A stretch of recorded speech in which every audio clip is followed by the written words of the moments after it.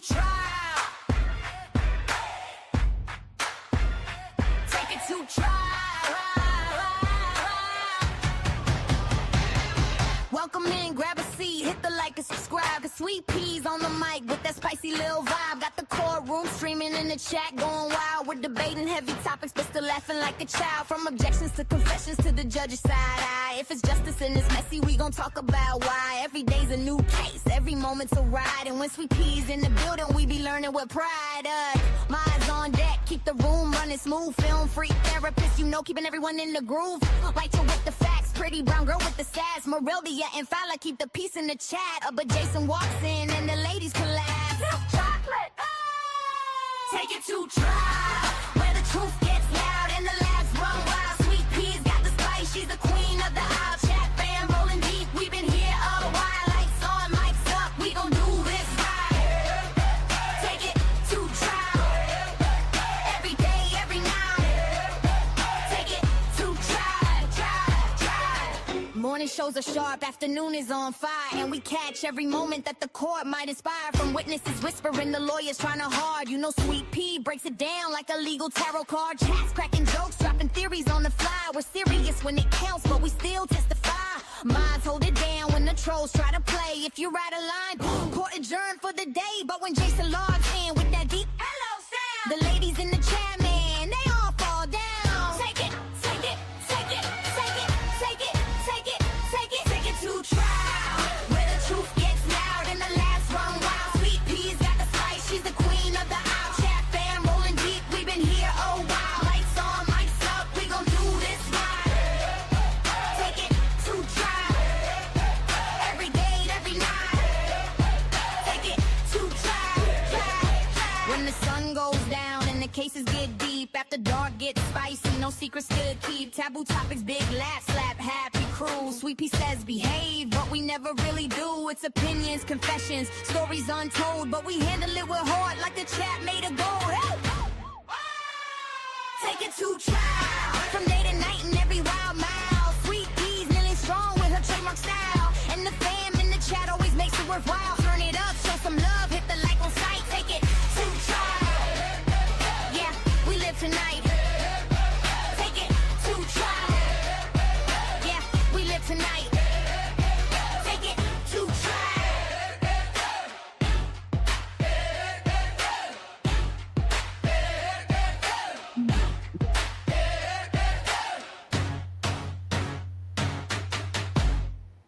What's up? I feel like I ain't seen y'all on Lifetime, but that would be bullshit, right?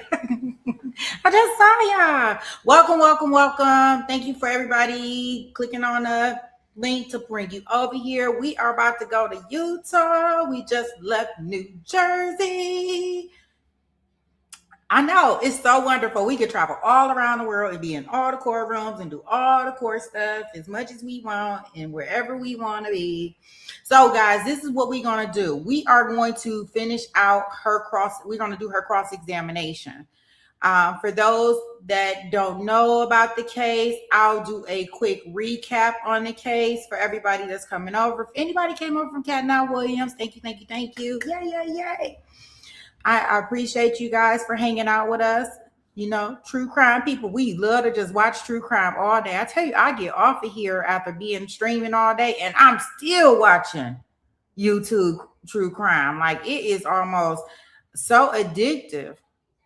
I don't even know what to do with my life sometimes. Like, I want to be so up in everybody else's business. Dang. So our victim here is Matthew Rastelli of California, was found on July 12th. By authorities responded to a 911 call reported. Now, we call this the Adelson 2.0 trial, the Utah Adelsons, because we got every dynamic of the Adelson. And guess what?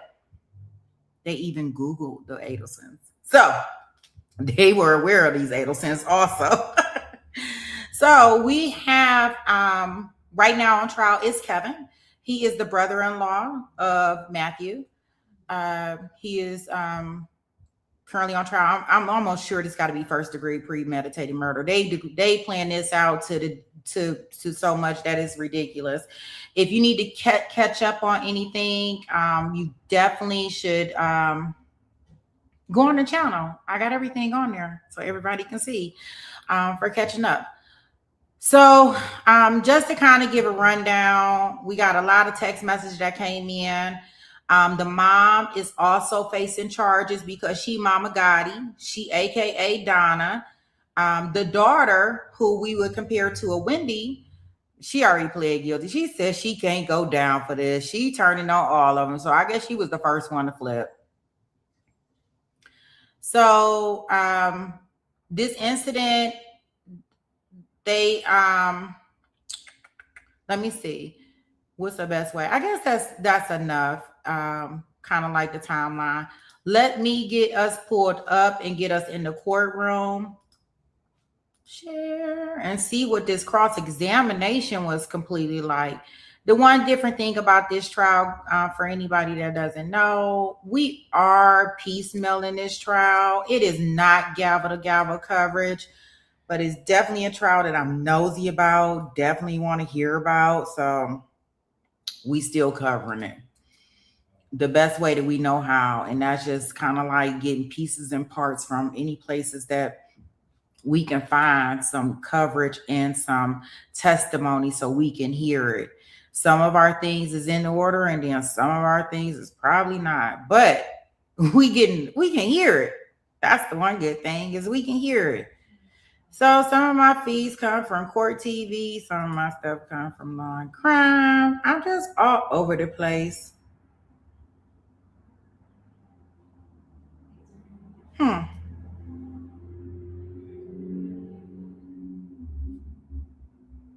Yeah, we are all over the place. Oh yeah. We got a couple things, but the first thing we're gonna do is we're gonna do the rest of her cross-examination.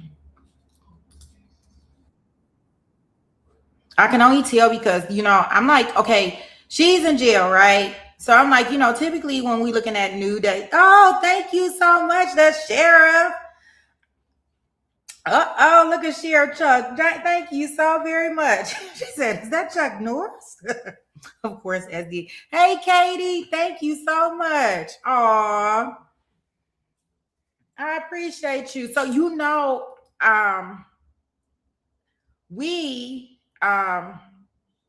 I cannot tell when we are at new days of this trial, right? Because she's in jail. She ain't changing her clothes. So the only way that I'm able to tell that we are in a new day of trial is because her outfit has changed. Her hair has changed. So the first day of her testimony, her hair was down. Now she has her hair in a ponytail. So awesome. And once again, thank you to Sheriff Chuck for becoming a member, turning himself green. Awesome. Let me get that up here. I be losing focus. Y'all know I be losing focus. It don't take much to get me off track. What is that called? When you can't when your focus just changed real quick, like you can just get off track. I can't do things too much at the same time. I can't walk and chew bubble gum. People tell me that all the time, and I don't know how to do it too well. Okay. Yeah, I don't know how to walk in. Is it 80? Is ADHD? Is that what I am? That's what I am, SD. Yes, and I think that's gonna be Chuck Norris that we're gonna put. Oh wow, I think so. You don't know. Well, how you gonna put his ADHD? Yeah, well, I guess I have it because I cannot walk and chew bubblegum. And I get easily distracted, and I'll be all over the place. I be trying to stay on task, and y'all be messing me up. So I'm gonna blame y'all. Uncoordinated. Hey, Cat2 Mama. Yeah, it could be uncoordinated. Like I be like, oh, I see something else. Like, ooh, that's pretty there. And go right to the next thing. And forget and lose track of what I was actually doing. But anywho, discombobulated, right? That's a very good word. And so, sometimes I notice that people will not look at the chat when they streaming because it can be hard because you looking at the chat, you want to kind of answer directly in the chat, but then you trying to stay focused on what you're trying to do, but whatever. we are about to go in. We are about to get into this cross-examination. She has once again pled guilty. She is on the stand. She is throwing her brother up under the bus. So here we go. Let's see what she has to say.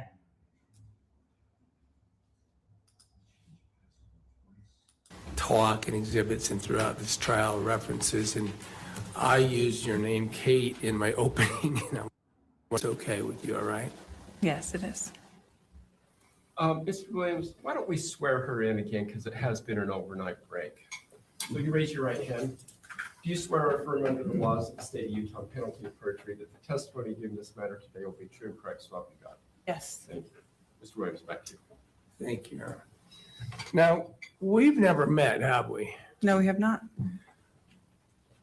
You are aware that I asked to have an interview with you through your lawyer, right? Yes. And you, right? I was against it, but yes, I said no. And I guess the point is this is the first chance I've had to ask you some questions about what went on in this case. Fair to say? Yes. I'm going to start. We have lots of questions, and we're going to talk about lots of things now. But I want to start kind of with a 10,000-foot view of this situation and your role in it, especially as you come here as a witness for a trial. Okay? Okay. You had a marriage, Matt Rastelli, that was falling apart. Fair to say? Fair to say. Notwithstanding that there were good times, especially early on, right? Correct. As the marriage fell apart, it ultimately got to the point where, as we saw in some text, you just hated it, right? Yes. And you hated Matt. Yes. Or you hated your life, right? Yes. Now, you had reasons for that, right? Correct. And those reasons included you thought you were being mistreated by Matt. You thought you were being abused by Matt, right? Correct. We're going to get to this notion of physical, mental, sexual, whatever abuse that has come up in the history of the investigation. But whatever it is, you agree with me that you felt like that you treated each other poorly? Yes. He treated you poorly and you treated him poorly? Correct. This is not a trial about Matt. I want, however, to just sort of build up the narrative here, okay? Okay. You felt that he treated you poorly. You had a group of friends and families that you could communicate with, right? Correct. Let's talk about family first. You have a close-knit family, right? Yes. And you, excuse me for a moment. Make sure I just try to do this with the finger. For the record, I'm putting up the illustrative exhibit of family tree. Can you see that, Ken? Not entirely. How about now? Yes, I can see it.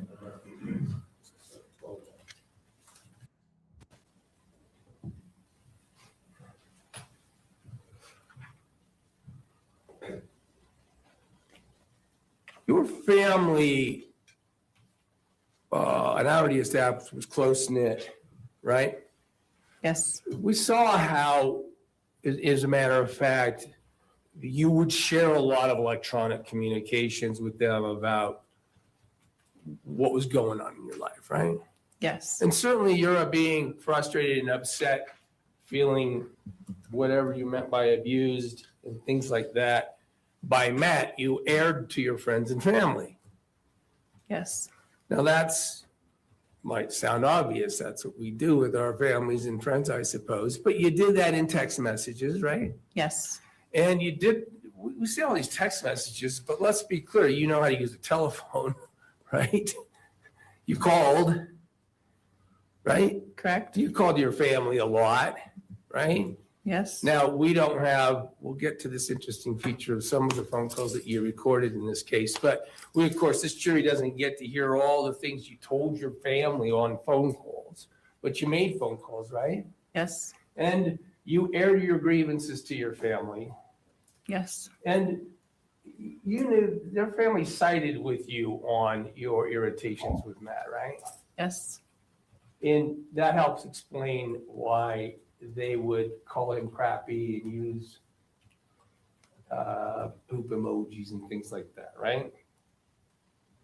They were trying to support you in your position that Matt was treating you poorly. Isn't that a fair characterization? Yes. And they had also seen it firsthand. And they've seen it firsthand, right? So while we're on the subject, let's get to that. So let's talk about the Disney event. You had talked about this time where at least somehow in the course of a Disney vacation happened in a room that you weren't at, but your understanding was that your sister Tara Lynn believed it resulted in her believing that Matt was striking the kids in spanking them or whatever in the bathroom, right? Yes.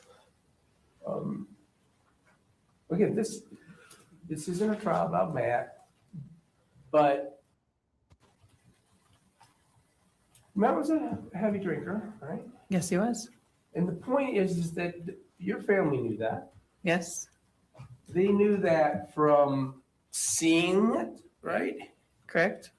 And how he would act if he was drinking, like many people do, right? Correct. And it would exacerbate his unpredictability, fair to say? Yes. It would exacerbate, and they could see how readily he might be angry, Correct. what the extent and that anger could result in. Yes. And so whenever, and this is probably especially Tara Lynn, right? Because Tara Lynn was living in California and had a chance to have more personal contact with you guys, right? Yes. Tara Lynn is quite a communicator, isn't she? I would say so. She really shares the information around through the family, fair to say? Around the family, I feel like it's more my mother and myself. Let's go quickly to that, because this web of your family, while you may mainly communicate with Tara Lynn and your mother, Tracy, those two are avid spreaders of information. Agreed? No. You don't think so, that your mother just shares almost everything she gets and with the rest of the family? No, she doesn't share it with the rest of the family. How do you know that? I don't know that. I mean, that we can, of course, ask them. Tara Lynn, too, sharing information with the rest of the family. I don't know if she shares it with the rest of the family. We saw this evidence yesterday where you actually create links and group texts having to do with the tracking device that you would put in Matt's car, right? Yes. There's I would- lots of group texts between you all where you're all on sharing information and including especially information about Matt, right? Not always about Matt. Not always, but sometimes you would share your grievances in group format, right? Not with the entire family. So you're at the least you acknowledge that you don't know how much of what you tell Tracy and Tara Lynn then gets out to everybody. Correct. And the everybody is Tim, and especially Kevin and Rachel, who are in Utah, right? Correct. The Utah contingent, we've got Rachel, Tara Lynn, Kevin, Rachel, Tracy, Kevin, and Tim are your family members, siblings, except for your mother, Tracy, who are in Utah? Jacob and Ari are also in Utah. Jacob and Ari are two. They live in the house at the relevant times, especially in this case, with Tracy and Kevin, right? Yes.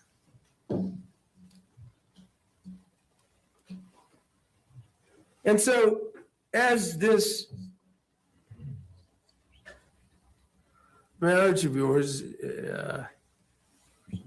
is dissolving, is reaching the state that we've heard about already, and you're sharing your grievances with the family, you ultimately come out, really just run away from California, right? Yes. Now you ran away, at least you've told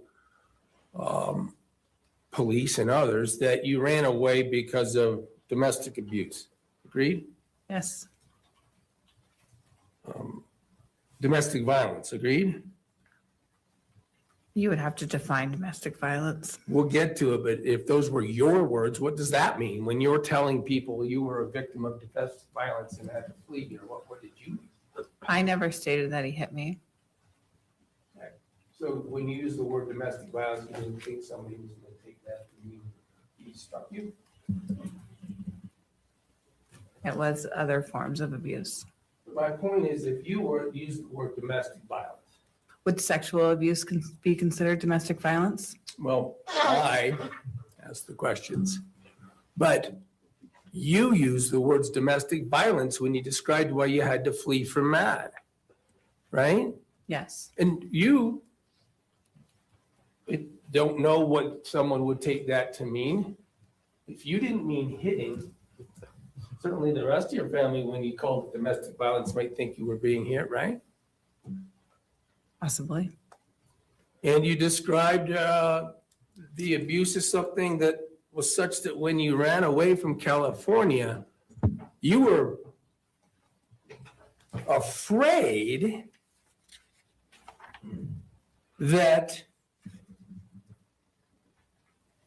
Matt might chase you down. Yes, I was.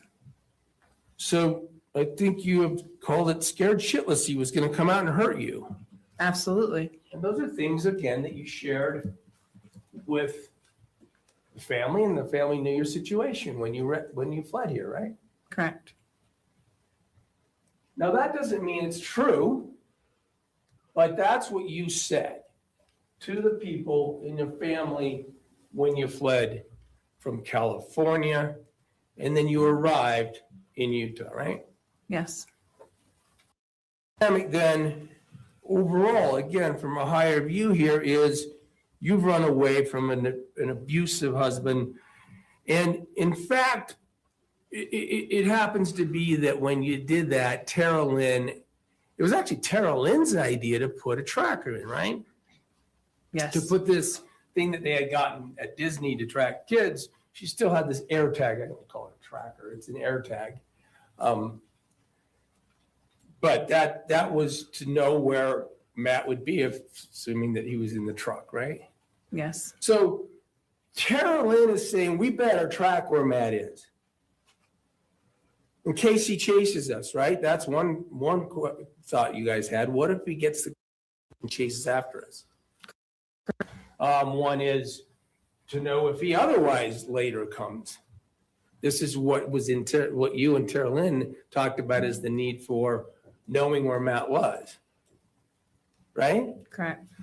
One was if he would falsely say the truck was stolen or towed, which he actually did, which turned out not to be true, right? Because you could tell from the tracker if he was being a potential threat or saying something was false. Fair to say? Yes. Now, Tara Lynn, okay, strike that, sorry. So this is the aura and the circumstance and what the family knows as you come fleeing to Utah. You didn't talk to the family, however, about everything you talked with your mom about, right? Correct. A lot of this, if the family knows it, is being filtered through Tracy, if she's saying it, right? Correct.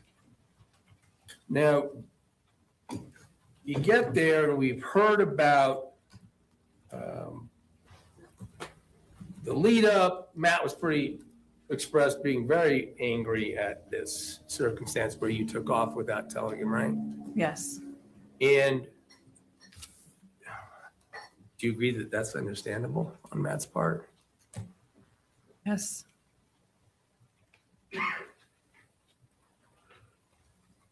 But he did express a great amount of anger to you and your mother and wanted things like addresses and said you crossed the final line, right? Yes. So now we're in a situation where, true or not, this family circumstance in the milieu is wondering what's going to happen and how Matt might react. Yes.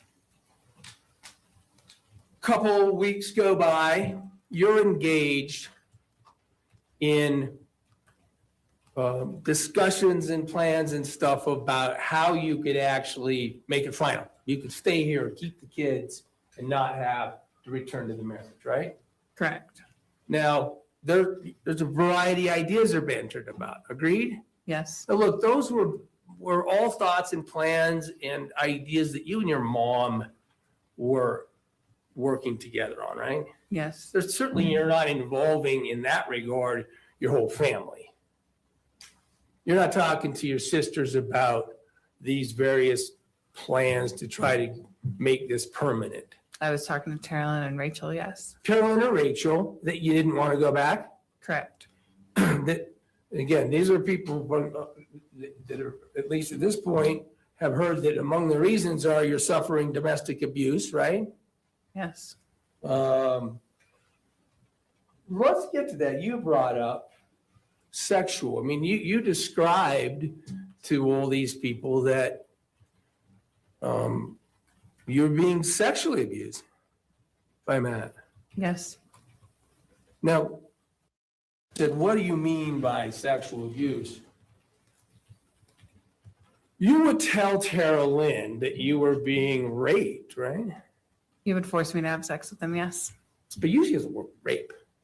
Isn't that what rape is? Forcing somebody to have sex with them?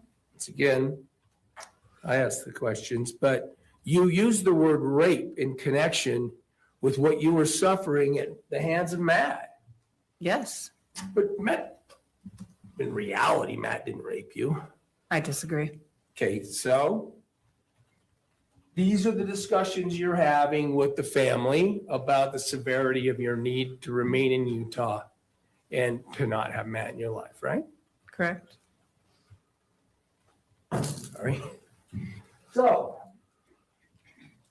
your plans with your mother, and we've heard your mother is quite excitable, right? I mean, she talks tough, fair to say? I'm sorry, say that again. She talks tough. Yes. I'll go on. I'll just drive out there and strangle him myself, she would say, right? Yes. And sometimes discussions were had with all of you in person or different family members in person, correct? Yes. Sometimes I would be over at the house, in your mother's house, right? Yes. Where Kevin. Yes. Now, Kevin mostly was hanging out. Kevin really didn't have a job, right? Correct.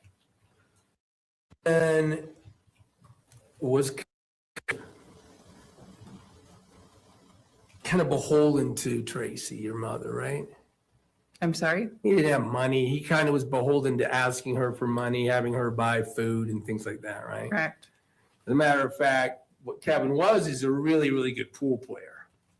Yes, he was. And that was his passion, and he would borrow dues for the pool, and pool meaning billiards, pool, and things like that from his mother so he could do it.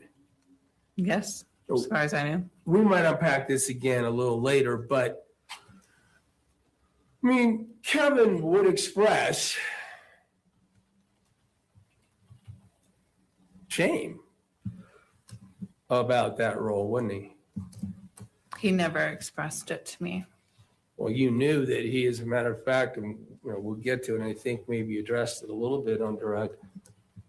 And I'm sorry if I forget whether things were on direct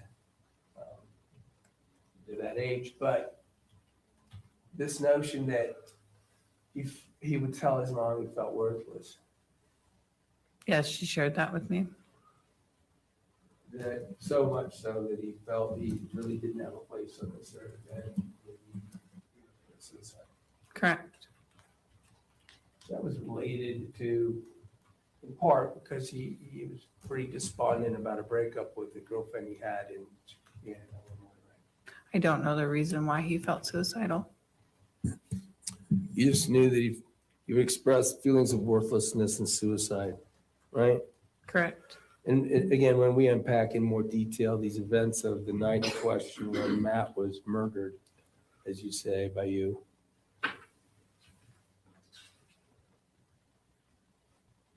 You had actually even talked with your mother about her belief that she could use that to manipulate Kevin. Right? I don't believe so. I'm sorry. State that again. Well, for instance, she would say, Kevin's suicidal. We could just have Kevin go out there and kill Matt and kill himself. She had said that out loud, yes. So, clearly.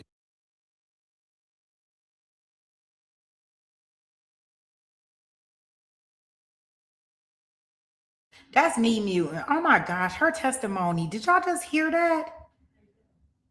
She just testified that her mama said that Kevin could do this redrumming of Matthew because he was already suicidal. So he was already thinking about committing suicide. So let's just sign him up to do this so he can unalive Matthew and then unalive himself. Like, she said this about her own kid. Like, she was setting him up for that.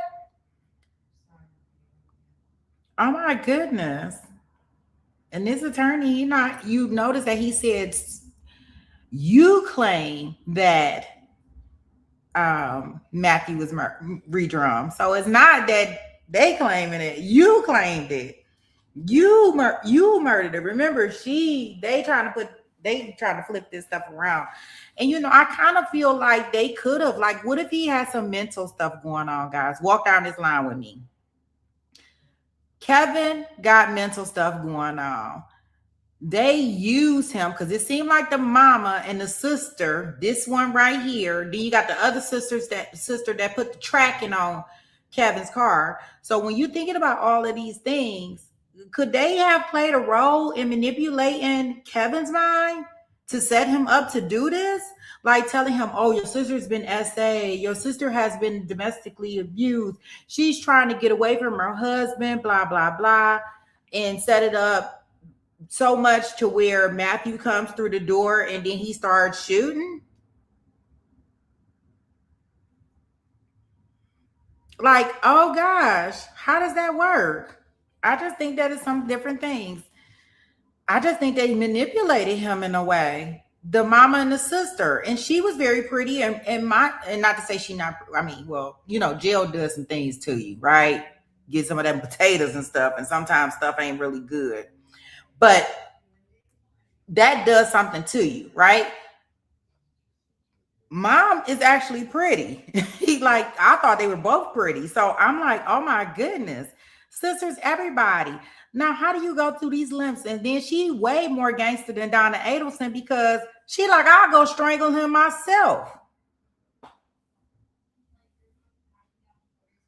But yeah, wow. Okay, I'm going to take us back into the testimony. Let's see what else she got to say. Do you agree that that's an example of somebody who thinks they can manipulate their son's mental state to cause him to do something that you guys would like, or at least she would like to see done? Absolutely.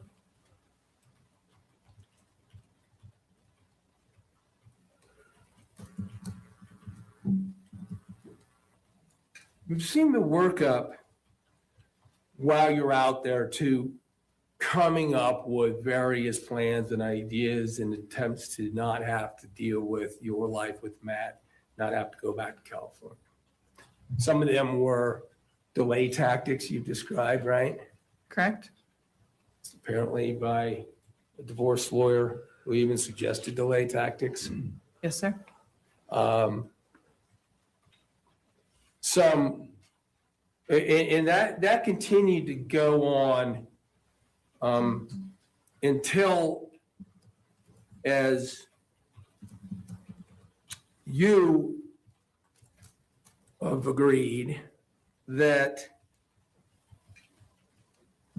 after the discussion with the lawyer the day before, you felt, I think he told one of your friends in the text, you felt fucked, Correct. hopeless. Yes. Wasn't going to be a legal way for you to get it, right? Correct.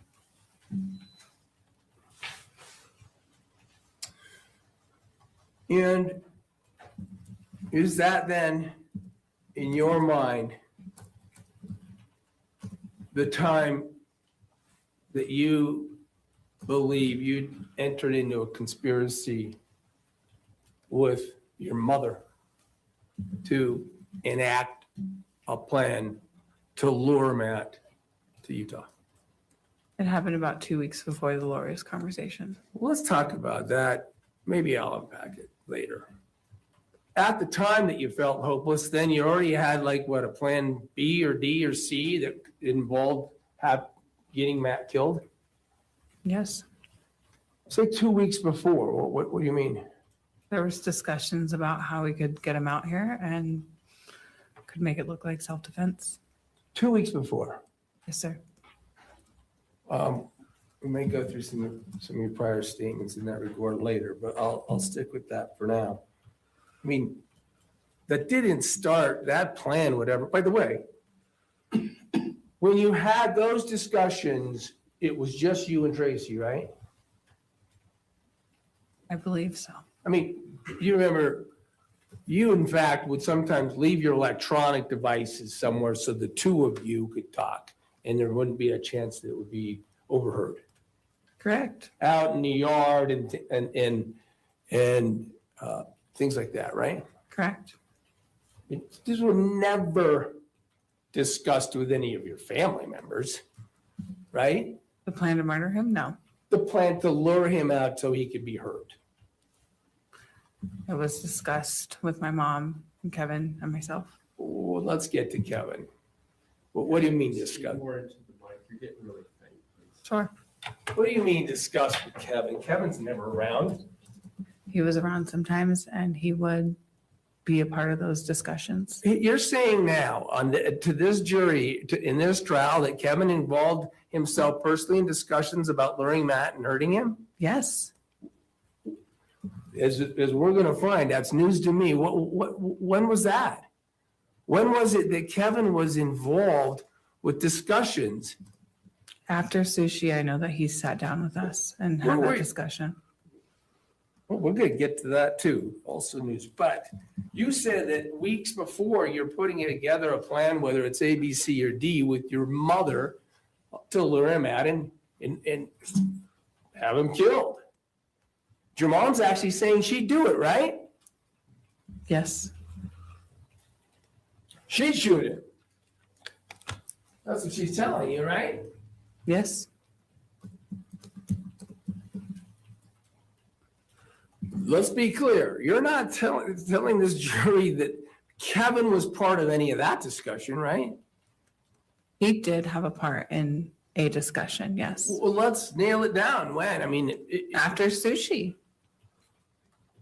let's define what weeks are versus days. I'm trying to nail down when you decide in your mind to conspire to have Matt killed with the plan that you and your mother are developing. It's just you and your mother developing, and it's your position that it's after sushi that Kevin is somehow involved for the very first time. Can we agree on that? No. Because Kevin knew what was going on. How do you know what he knew? I mean, you've told the police a million times that you didn't talk. You said right to this jury, you didn't talk to him, you didn't text him, you didn't communicate with him. But my mother did. Well, how do you know what your mother told him? You're right. I don't know. Now, your mother has been described, and I think maybe even by you, as a mastermind. When you talk to these police in your interviews and such, you talk to her about being the mastermind of this, it being her idea, right? Yes. So you're admitting that if you think that Kevin's involved, it's because you assume your mother somehow got him involved. Can we agree on that? Sure. Because you have never even told, by Tracy never even told you that he bought in, was informed, or did anything with her knowledge. In other words, not even your mother told you what she ever told Kevin, right? Not what happened at sushi, but I know that she had discussed it with him. How do you know? You've never been in the presence of your mother talking. Correct. You've told police, didn't you, that you, in fact, the scenario was your mother seemed to isolate you and Kevin in this and say, I'll talk to Kevin, and she talked to you, right? Mm-hmm. Yes. You never talked to Kevin, right? Correct. And you're never present when your mother talks to Kevin, right? Correct. So these things you're talking about involving Kevin and any knowledge he has are not first person. You're not present with Kevin for any of it. There was one conversation where I was present with Kevin and my mother. Enlighten me. We'll get to the fact of why I'm surprised to hear that. What? It was after sushi. When they came back, when she told me I'm going to sushi with Kevin, they both came back. We had a little bit of a discussion, and that was it. Okay, we're going to get to a timeline then to understand that, but let's just place it in time for this trial now. That happened at a time after some sort of sushi lunch occurred, right? Correct? For instance, by the way, you don't know that anybody had a sushi lunch except for Tracy telling you she went to lunch with Kevin, right? Correct. You didn't go. No, I did not. You didn't talk to Kevin about going to sushi. When they came back, I knew that they both went to sushi And you knew that why? because they discussed it. They. Kevin and my mother In the, out in the yard. during this time period where you told police you never saw Kevin from 5 to 9, right? I was mistaken that, yes, I did see Kevin after sushi. So we have another version today. And your explanation is that you were mistaken when you told police in hours of interviews connected to your plea agreement where you were supposed to be truthful? It's Just left a that very, out? it's a very traumatizing thing. And yes, I may have forgotten about it. You're admitting then that it's new today, that you're now today saying for the first time you had a conversation with Kevin about this. Are you admitting that? Yes. Let me stop for a second and establish, if I can, what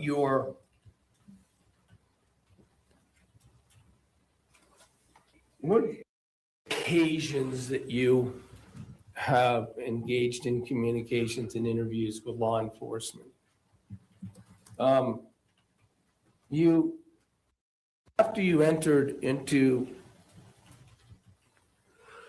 well, in connection with what you hoped would be a plea deal, we'll get to what you achieved in that plea deal, but you were able to meet in a room and have an interview, right?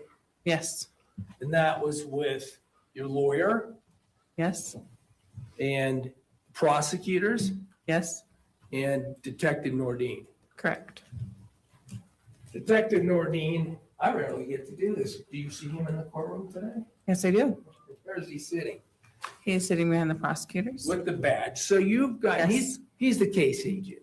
Yes. So you have this debrief, right? And we're going to get to how it was set up and whether you were supposed to tell the truth, the whole truth, answer all the questions. But that occurs in a room, a conference room type place, right? Yes.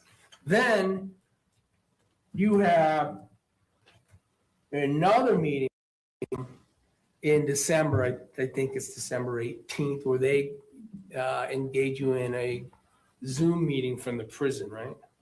Yes. Have you talked to him since December 18th? No, No preparation for today's trial? briefly, right before I had come in yesterday Where was that? in the holding cell. And you My met, attorney came and talked to me. not with the prosecutors? No, sir.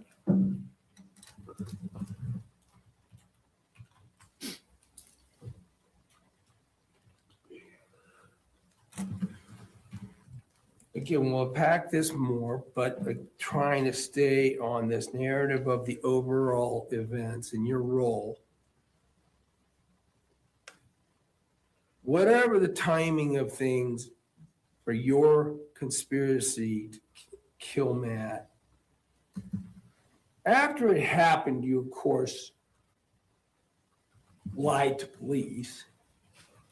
Yes, After it happened, you, of course, lied directly to Matthew's mother yes. and his brother. I never spoke with his brother.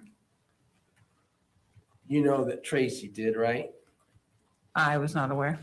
You guys, have you heard the recordings of calls with Diane and Mark where there's whispering in the background so much so that even Diane says, I can tell your mother's feeding you questions. Do you remember that one?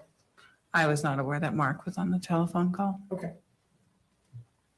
But you and Tracy are together when you're having these calls Yes, I said that yesterday. and you're covering it up. You're not telling the truth about things that happen, right? Correct. And you get to be out of custody and not charged with anything for 3.5 months until October 29th, right? Correct. When you were finally arrested and charged with being part of the murder. Correct. In the course of those proceedings, you get to see the reports and the evidence and transcripts of other hearings that might have happened, evidentiary hearings where people like your sister and others testified, right? Correct. And you get all that and it's pretty clear to you that you're cooked, that you conspired, lured Matt in with precious phone calls about see you soon, doors open, etc. And you're guilty and you're gonna get convicted of the murder. I don't believe I received, I'm not sure on when I received the transcripts as to when I took the plea deal. Fair enough. You had him at the time you did the interviews with the police, right? Yes, I did. Or with the prosecutor. You arrange for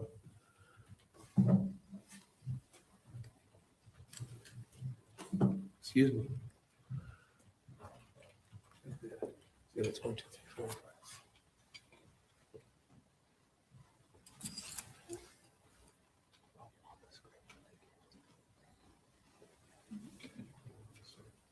Well, we have to admit him.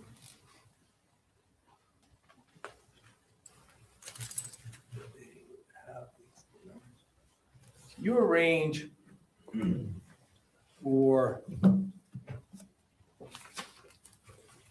trying to get a plea bargain, right? I wanted to tell the truth. You arrange for a plea.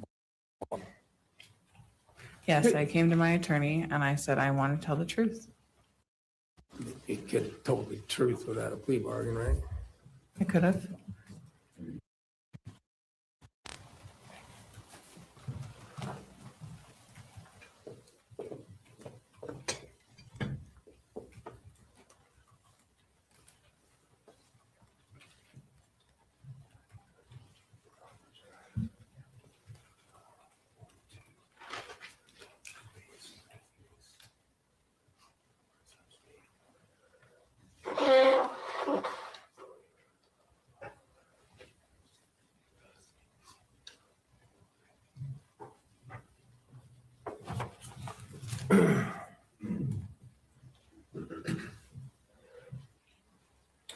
I believe we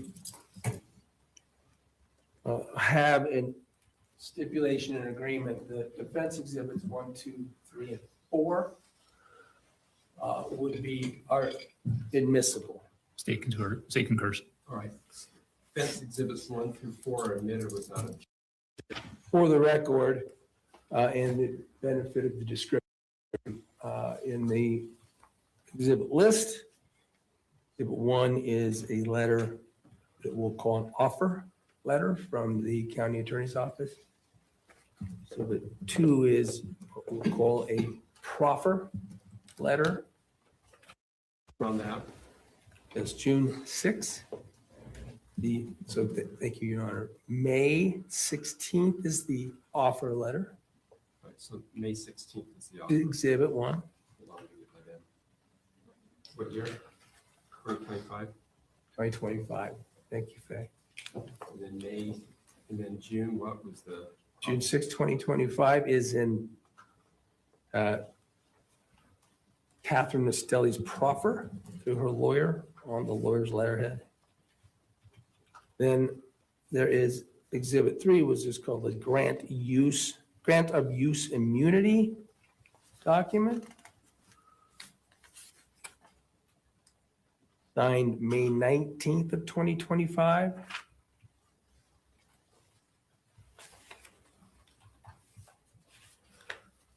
And defendants 4 is what I'll describe as a written statement by Ms. Rastelli in the pre-sentencing process, which would have been created in connection with pre-sentence report. Appears to be dated July 16th, 2025. Thank you.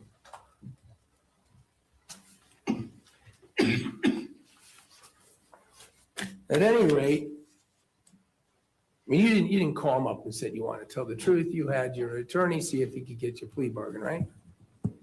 Yes. And in response to that, the state made you plea bargain, right? Correct. Can we put 1 up? I'm going to test our ability to do this for the first time.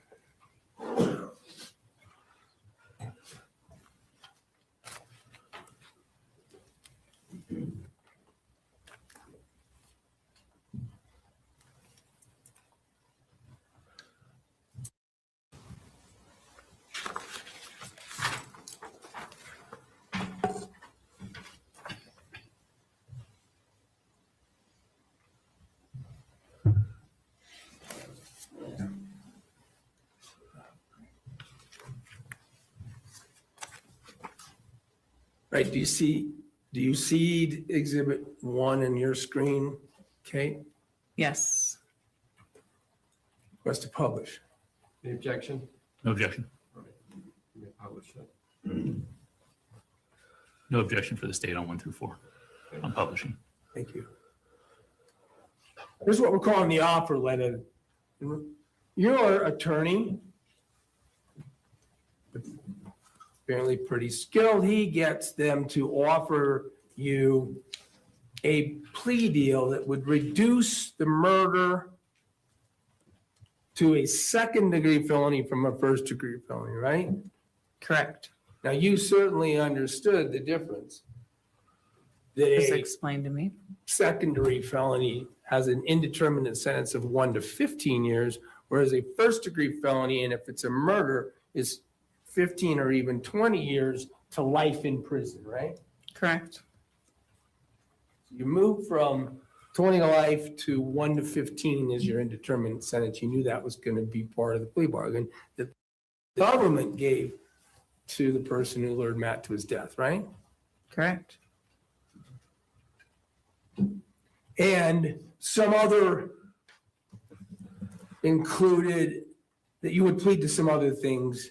And one of them had to be conspiracy. They're saying if you want your deal to get that reduction, then you got to plead to conspiracy too, right?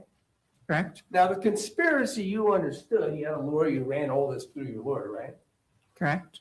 And I think you agreed that he provided you good assistance, right? Yes, he did. I think you told he answered all your questions and you felt you understood the legal process and the fact process and the plea bargaining process, right? Correct. So with these other offenses, again, they're reduced. Now, the felony discharge of a weapon, that one says felony 1, right? Correct. Now, felony 1 is 5 to life, correct? Correct. However, there are matrix that give you an idea at least of what kind of sentence might result from one kind of plea, right? Correct. And in reality, even though that third-degree felony, number 3 felony, first degree, F1, even though that's an F1 5 to life, under your sentencing at the board, the matrix that's going to mostly apply is the second-degree murder, right?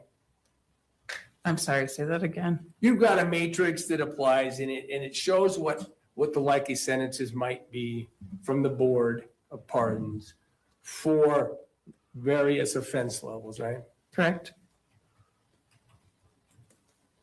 I'm on the subject. Let's do it. May I approach? Yes, you have an ongoing. Thank you. We're just talking, sort of in generalities, and there's no, I'm sorry. That's the ring.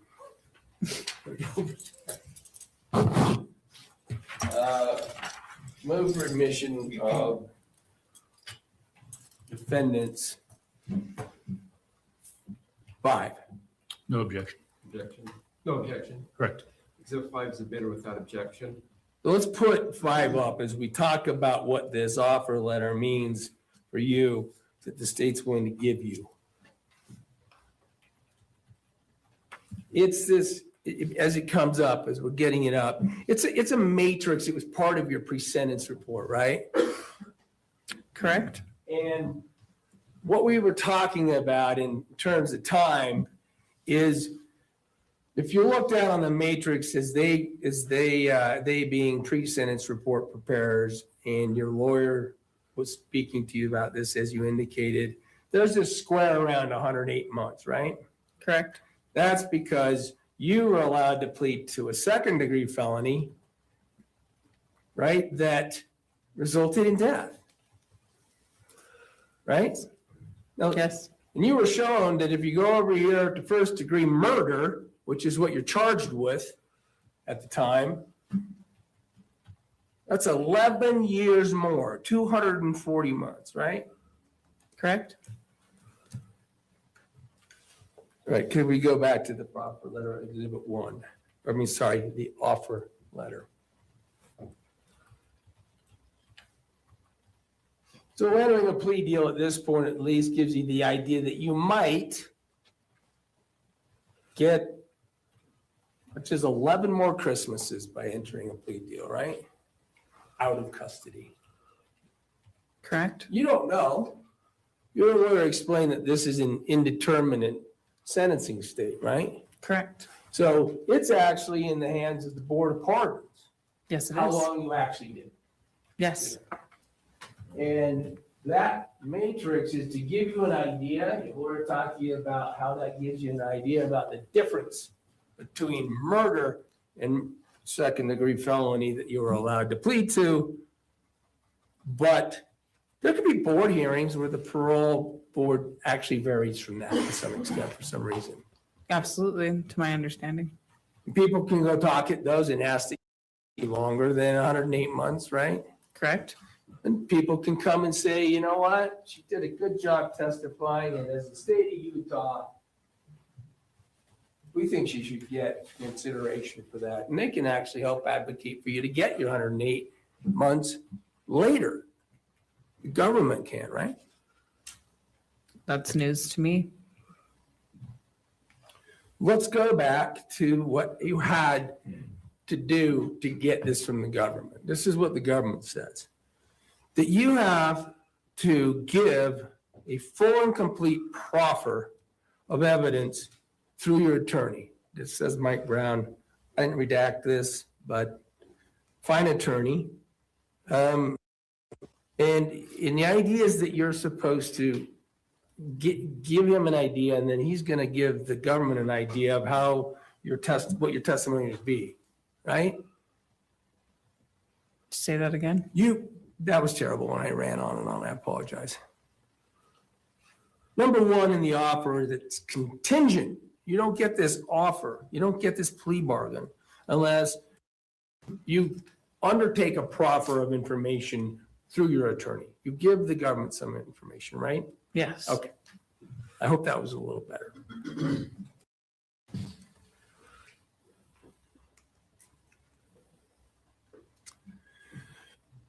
And you see right there that it has to be deemed truthful. Yes. Now, look, you know at this point that you're charged with conspiracy, right? Yes. And that the conspiracy you're charged with under the government's position involves your mother, right? Yes. And we'll keep unpacking this, but you make very clear that your mother was the driving force in this conspiracy, right? Yes. And then you know that they've charged Kevin. They changed his charge and added on the conspiracy when they charged you and your mother, right?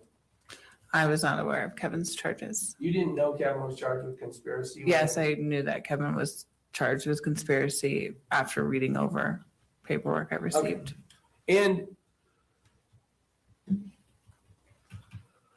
in fairness, we'll get to this in a refresh your recollection if need be, but you had seen transcripts of evidentiary hearings that involved Kevin's conspiracy case when you gave your statement, right? I had seen the pretrial. They call it preliminary hearing, right? Oh, yes. That's fine. But the point is there's evidence, testimony, the state's case is aired. It's aired to a judge. It's a preliminary hearing, but it has a lot of information. It's a transcript. It's a couple hundred pages, right? Yes. Now, you knew, because you about your charges that included you have to be in a conspiracy, you have to agree to do this with someone else, right? Yes. Could be one other person, right? Yes. Or more. Yes.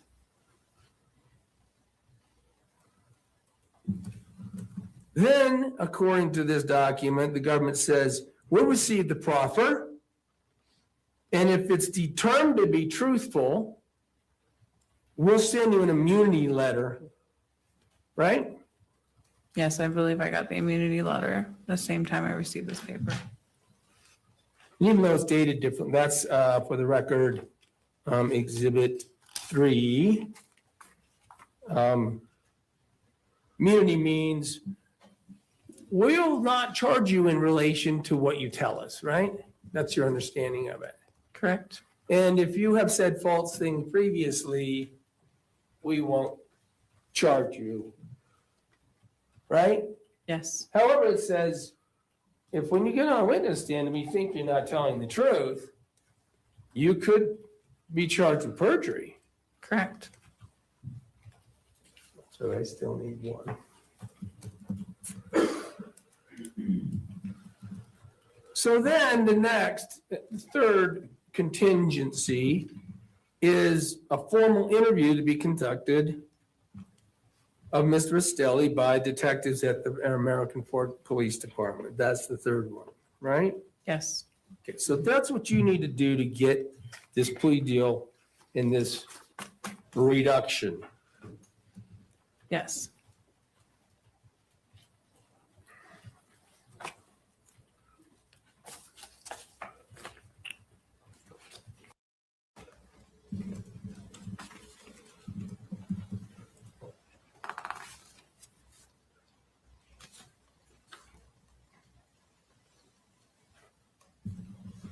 Sorry. Let's talk about what you told them in that first step, the proffer. Through your attorney, this is defendants too, you provided some information on what you might tell them in an interview, fair to say? Yes.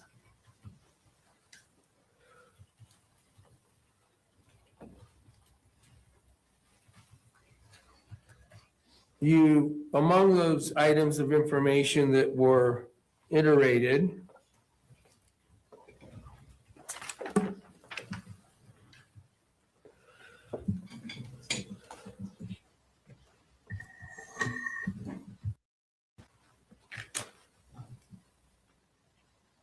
you gave an idea about the fact that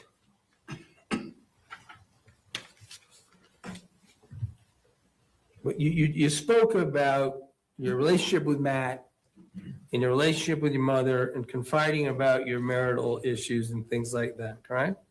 Yes.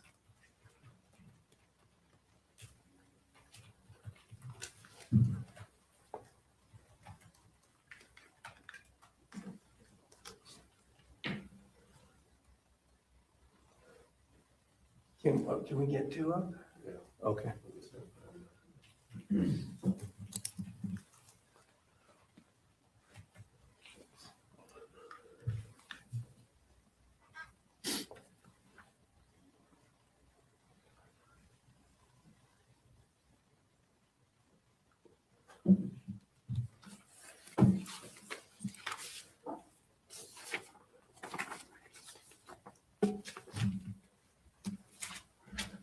Let me put two in front of you.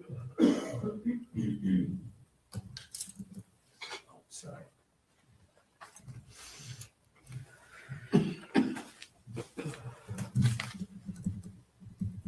You tell, through your attorney, you tell the government, well, here's what I know. Here's the information I have. One, Tracy Grist is the mother of Catherine Rastelli. Right? Yes. Everybody knew that. Number two, Kevin Ellis is the brother of Catherine Rastelli, right? Yes. Hardly news. Number three, Matthew Rastelli, the deceased, is the husband of Catherine Rastelli. Yes. Then we get to four, Catherine and Matt had marital issues leading up to Catherine moving from her home in California with Matt to her mother's home in Utah. Tracy Grist is Catherine Rastelli's mother, right? Yes. During Catherine and the marriage, Catherine would confide in Tracy Grist about marital issues. Yes. Aside from that, aside from Tracy, Catherine never discussed her relationship with Kevin Ellis or other family members. On occasion, however, Catherine would discuss her struggles with Tara. That's Tara Lynn, right? Yes.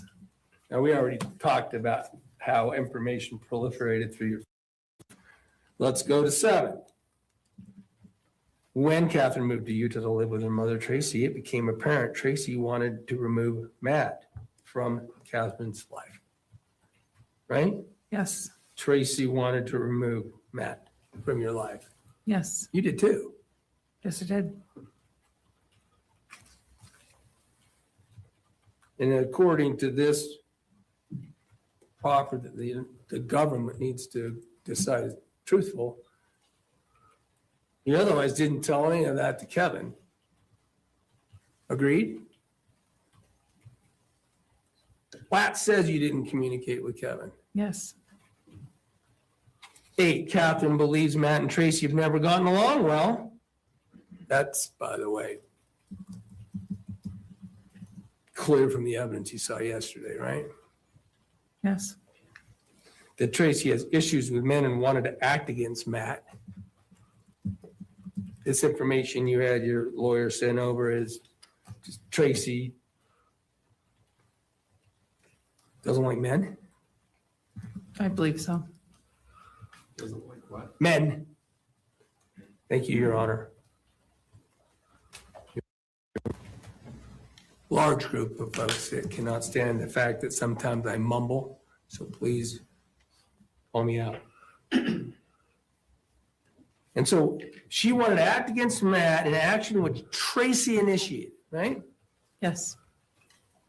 Instigated and planned, right? Yes. The first thing you tell the government is that Tracy is the instigator, planner, and mastermind of this, right? Yes. And she would, and I'll start to paraphrase because these are in evidence, but talk to, that Tracy would talk about being violent to Matt, removing from the situation, but you didn't really think she'd follow through, right? No, I didn't. And that's what you put in here. Tracy would make mention of her intentions in passing, but not in any concerted effort, or Catherine and Tracy and Kevin would meet to discuss the plan. However, in retrospect, Tracy proved to be true to her word, right? Yes. All this is Tracy do what she would do, what she wanted to do. Tracy would be word. The name Kevin's not in there, right? Catherine and Kevin never discussed any criminal actions toward Matt. This is the very first thing you say about Kevin. Number 10 in your proffer letter that has to be deemed to be true, or you don't get your plea deal from the government, the only ones that can give you a plea deal. Catherine, and Catherine's you, right? Yes. And Kevin never discussed any criminal actions toward Matt. That's what it says, right? Yes. And what's your position? Is this document, if it's a proffer that has to be believed by the government to get a plea deal, true? Did you tell the truth to the government? I forgot that he was there after sushi. You are racking your mind to tell the government what you're going to say to them, who's prosecuting Kevin Ellis for a conspiracy with you, and you have now forgotten until trial that you have evidence to the contrary? I don't have evidence. Well, fair enough. We've already established it. You don't have evidence. You're just uttering it. But when you wrote this document, did you rack your brain and tell your attorney everything so he could do a proffer? And To the best of my knowledge, yes. all right. You didn't lie to your lawyer, did you? No. Tracy acted as the intermediary and would only make mentions of things to Tracy, but then Tracy would meet with Kevin. Here we are again, right in the first proffer, you are describing this intermediary position of Tracy. Tracy is working with you on her plan, and that she is doing whatever you don't know with Kevin. Yes. 11 describes some of the things that were done in preparation for Matt's arrival on July 12th, right? I do not have 11. I have 1 through 8, and then it goes right to 18. Oh, sorry. Are we able to page to that? And thanks for catching that, because that's the one marked with an exhibit sticker. I'll have to fix that.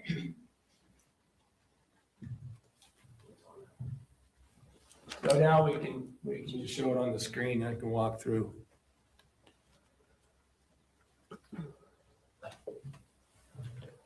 I can scan her.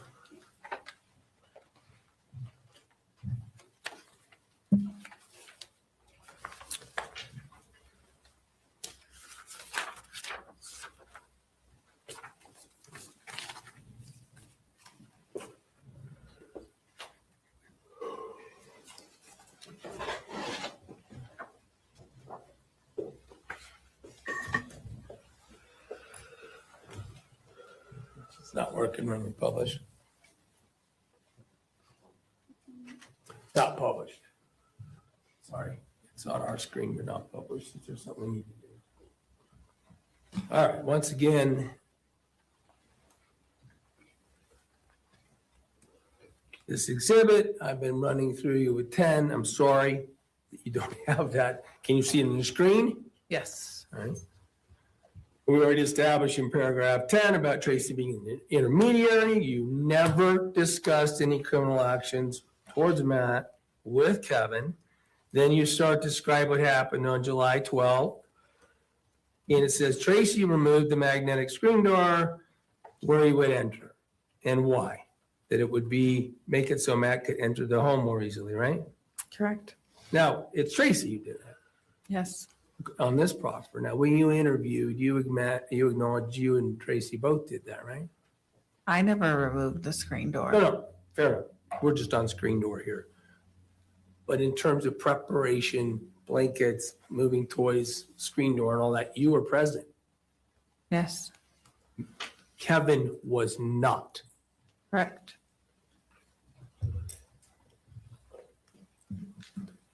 So that's 12 and 13 is the toys and such.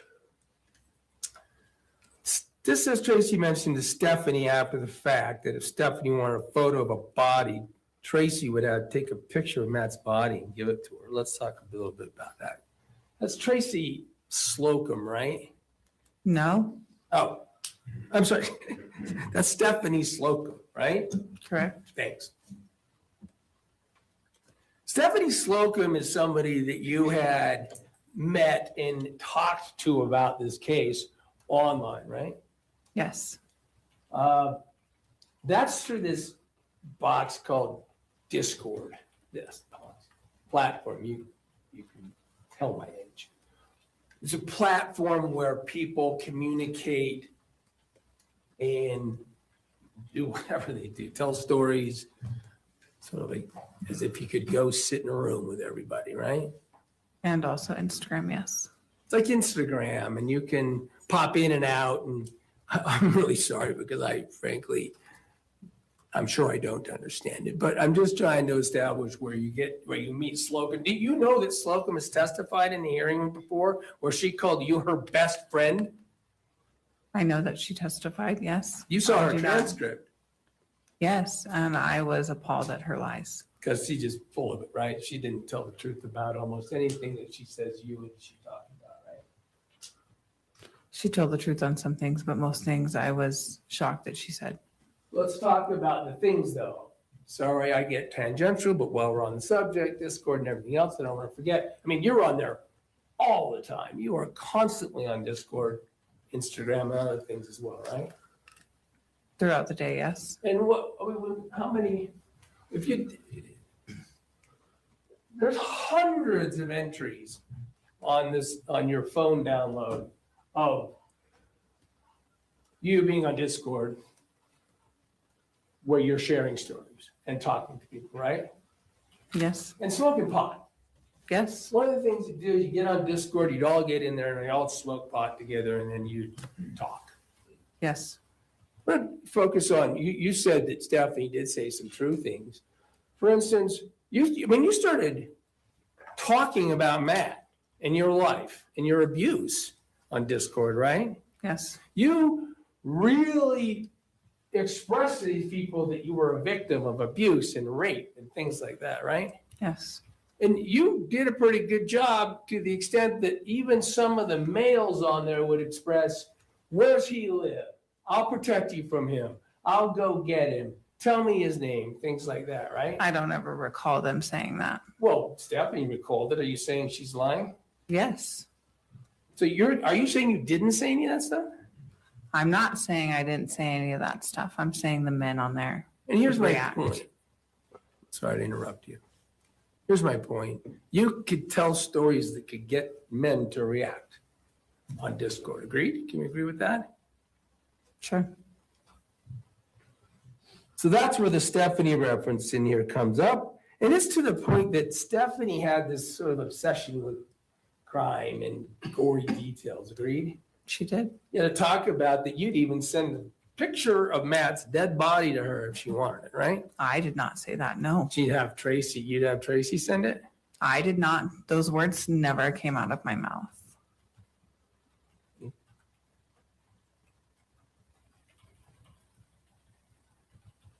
Tracy, number 14, your mom had mentioned to Stephanie, that Slocum, after the fact, meaning after Matt was murdered, that if Stephanie wanted a photo of the body, that's Matt's body, right? Yes, That your mom would take a picture of the body, right? yes, my mother said those words. I never said that to Stephanie. Yeah. So you are, it says 15. Kevin was suicidal. Your mom utilized and mentioned that. This is all in connection with the conspiracy for murder. That Tracy took advantage of Kevin's mental issues in relation to hurting Matt. Fair to say? Yes, And then, I guess, I don't know if you hope for this or what, that Kevin could just commit suicide. No, I would never hope for that. And yet, discussions about manipulating Kevin's mental state to include that after he did something that Tracy and you would like to see happen, Tracy expressed that maybe he just commit suicide. That's what this means, right? She said it more as a joke, So and you, she said it. It made me sad that she would say that. that wasn't it? Yes. Their mother would talk about her desire to help you get Matt killed to the effect that she could manipulate her son, especially since he's suicidal. That's kind of morbid, isn't it? It is very morbid.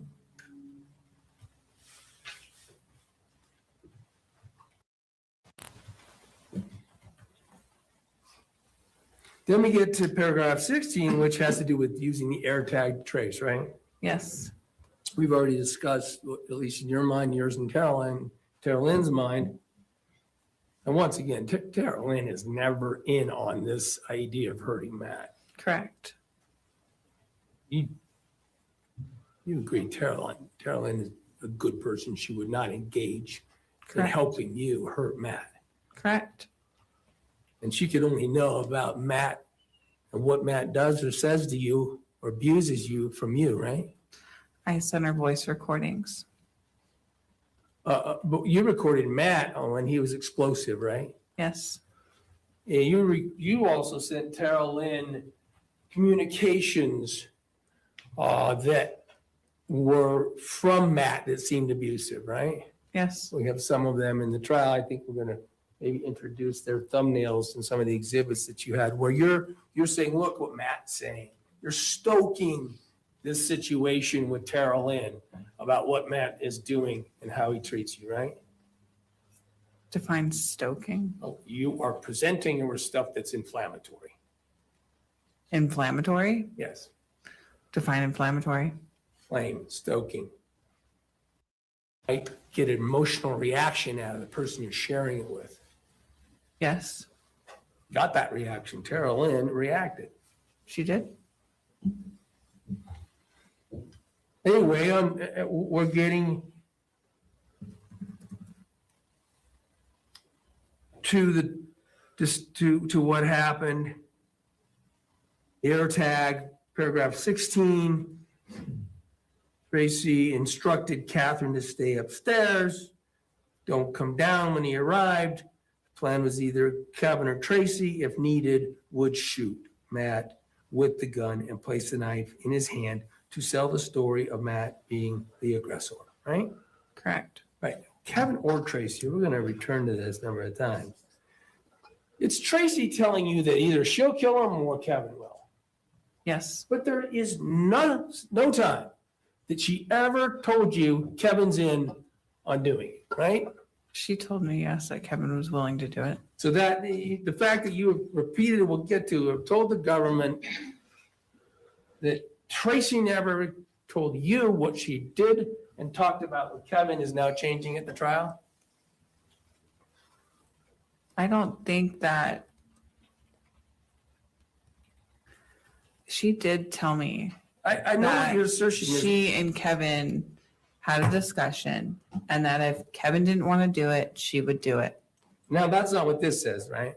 She doesn't say, this proffer never says that Tracy told you anything she talked to Kevin about. Can we agree on that? Yeah. All right.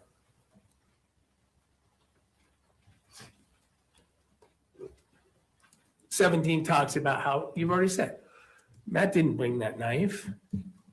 You've Correct. been shown that knife. Because she and Tracy had the knife prior to Matt's arrival that day. And Tracy would likely put the knife in Matt's hand, right? I do not know who put the knife in his hand I'm aware because I was upstairs. You don't know. You're right. You told the government that your understanding from communicating with Tracy, it's only Tracy, you've never communicated with Kevin on the subject, that Tracy would put the knife in his hand. Yes. Doesn't say Kevin, doesn't say Tracy and Kevin, it just says Tracy, right? Yes. And then here's the final paragraph. Catherine never discussed any details about shooting Matt with Tracy. Yes. The end is italicized. The point is, you're never talking about this plan with Tracy and Kevin at the same time. Right? Yes. You thought long, you thought hard about trying to get a deal that could save all of this time in prison for you, what the government would need and want to hear. And you said, among the things we just discovered, that you, Catherine, never discussed any details about shooting Matt with Tracy and Kevin together. Never, right? That's what it says. Yes. Well, and that's what you caused to be given in the way of truthful information to the government the very first time, right? Yes. And you thought long, you thought hard, you had discussions with your lawyer about making sure that the information you give to the government would be relevant and material to the charges that they're bringing not only against you, but Kevin Yes. and your mom. Yes. Let's get to the other point I made. And I apologize to you and everyone in the room if seem to be belaboring this, but the next line is Tracy, your mother, wouldn't discuss the details with you, only that there was a plan going on and that she, Tracy, would speak to Kevin about the details, right? That's what that says. Yes. That's because of what you knew, right? Yes. That's because that's what happened, right? She distanced you and Kevin. She kept you on prongs of her plan. I'll talk to Kevin. I'm not going to tell you what I'm talking to him about. But here, let's talk about our plan. You'll lure him in, et cetera. We've heard what your plan, your guys' plan ended up being. Never you and Kevin together. Tracy's in there directing the conversation. You have no closure with Kevin on it. You don't know what she's telling him. That's Correct. what you meant to say here, right? Yeah.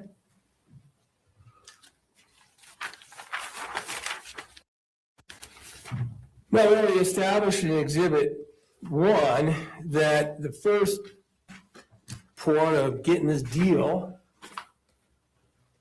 was that, according to the prosecutors, it had to be truthful, right? Yes. Well, here's what happened. You received an immunity letter, right? Yes, it did. And then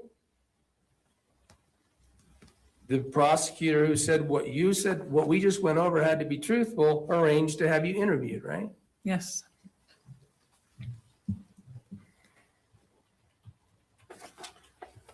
So, I mean, presumably determined that that proper was truthful. They set up the interview, and I think it is on June. In June.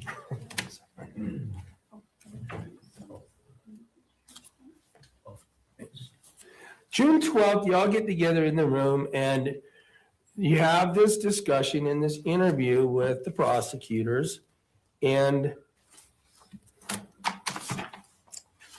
certainly they are free in that interview to ask you any question they want, right? Yes. You told them that it'd be truthful. Yes. You understood that they're going to have to believe it for you to get your deal still, right? Yes.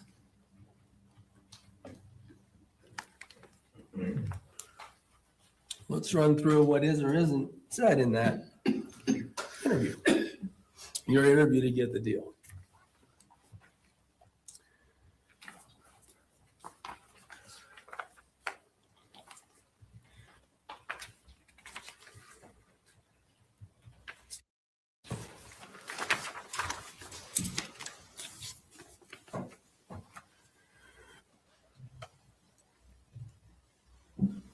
I'm going to focus on questions that had to do with Kevin, but also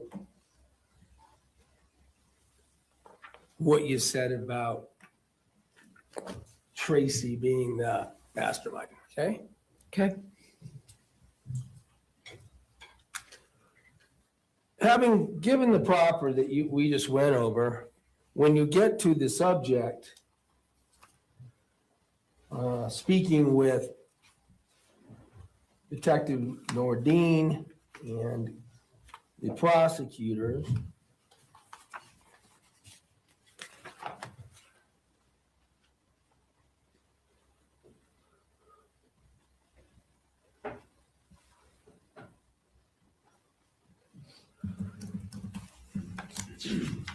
sorry.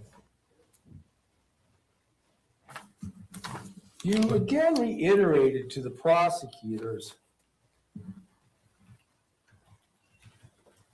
this notion that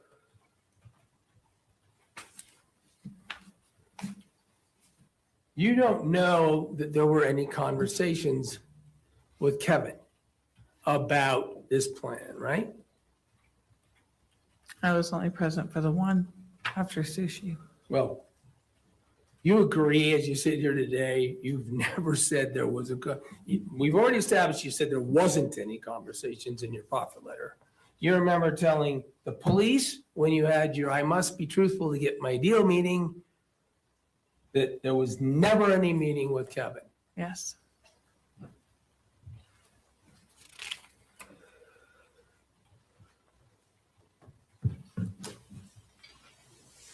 What you described about Kevin on that day, in fact, was that on the 12th, Kevin was in his room the whole time. You don't remember even seeing him. You remember that? Correct. This is what you told the government in the meeting you had where you had to tell the truth to get your deal, right? Correct. By the way, this is now, you've had between the May offer letter, you've had a month to get ready to remember, to prepare to give them all the information you have. Certainly do. Talk about your plan to murder your husband. And who was involved in what happened? You've had all that time to prepare for the meeting, right? Correct. And at this point in time, you've had a whole long time since you are arrested and charged with this crime, right? Yes. And again, you reiterated to the police, at least, this notion that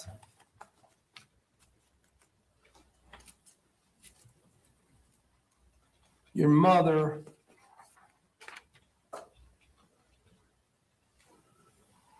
went to sushi with Kevin, right? Remember that subject came out. Yes. But what you told them in this meeting is you don't know what was said with sushi. I don't know what was said at sushi. You weren't there. You're right. And since you don't know what was said, not only do you not know because you didn't go, you don't know because your mom didn't tell you. Right. Mom never said anything. The belief was there's this sushi meeting. Now, they went to sushi all the time, right? I don't know. And they go have lunch. You're not there. Your mom doesn't tell you what was said there. Can we agree that that's what you told the government? Yes. And flatly said to the government that she went there where she could have a private conversation without involving you. Correct. Your whole impression of the thing is your mom is setting up a time she can talk to Kevin, and you won't know anything about what was said or done. Correct.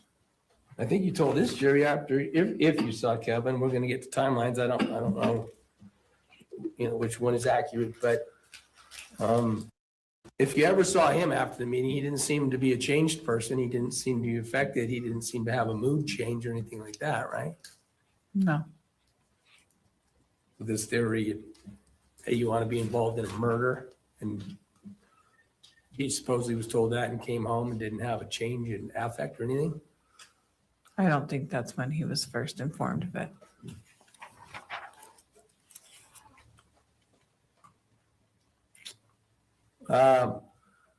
You also told him that, as you've said, Kevin is not around where changes are made downstairs with the toys being moved, screen being changed and things like that. Kevin's not down there. I don't know where Kevin was. Well, you know he wasn't down there because you were down there doing all that, right? Correct? And he was not there. I didn't see him.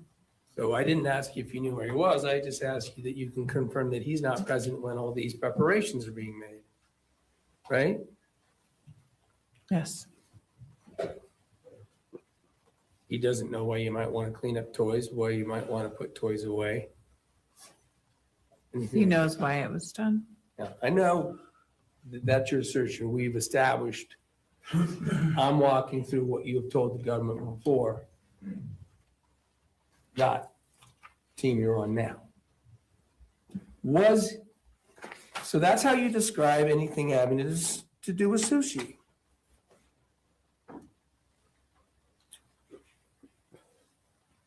And you said to the government also, hey, that I thought it would be a good idea to have him killed. You told them that it was that day, right? I don't recall. There are some transcripts up there. I have labeled them 1, 2, and 3, and 4. These are transcripts of the recording of the things that you said to the government interview, okay? You're meaning I have them in front of me? Oh, these Yeah, I'm ones sorry. here.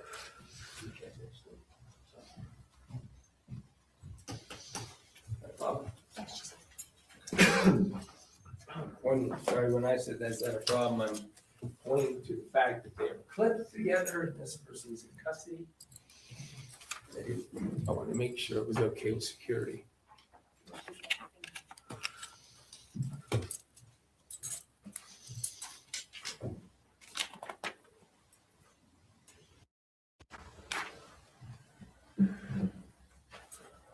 Okay. On page 35, just look at that to yourself. What exhibit number is this again? It's not, it's just a transcript to refresh, Your Honor. We will not be seeking to admit it. So, and I'll be a little clearer for the record if you'd like the transcript of the first segment of the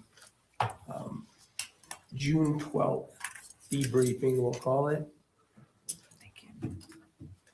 You said page 35. Yes.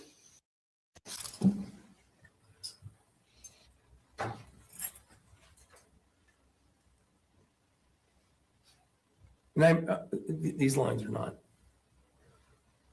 numbered, but as you look through that, please refresh your recollection about what you told them about when you thought it would be a good idea.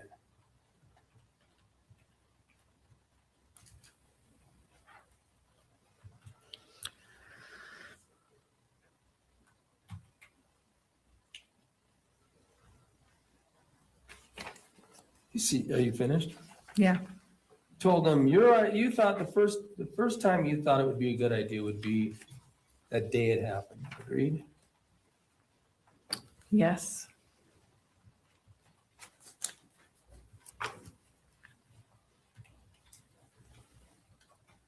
I'm sorry that this is a little bit tangential, but you went on to talk about your plan not to go back.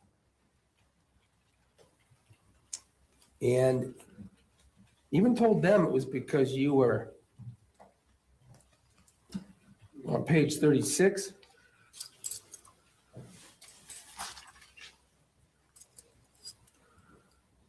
Fearful for your life. When the first day you got to Utah, you scared shitless that Matt was going to come and hurt you. Absolutely. And this again is a narrative that your family knew, right? Yes.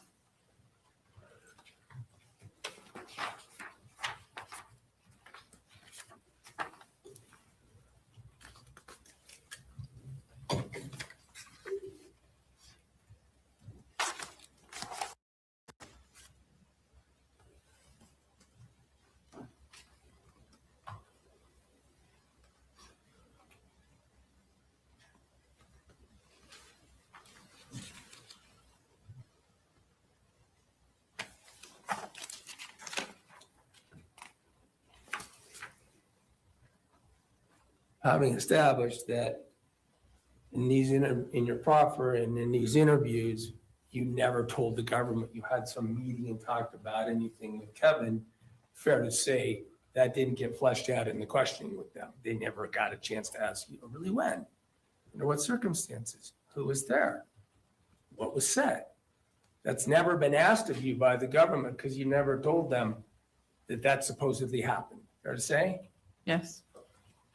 And by having not talked to them about it, certainly it's not in any transcript that we've seen. Agreed? Agreed.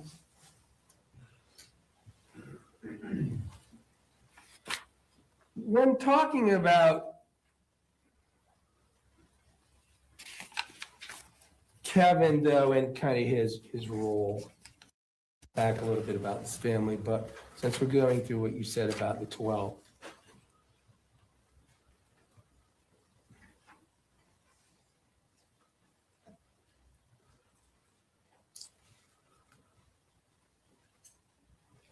you did tell the government and describe that in terms of this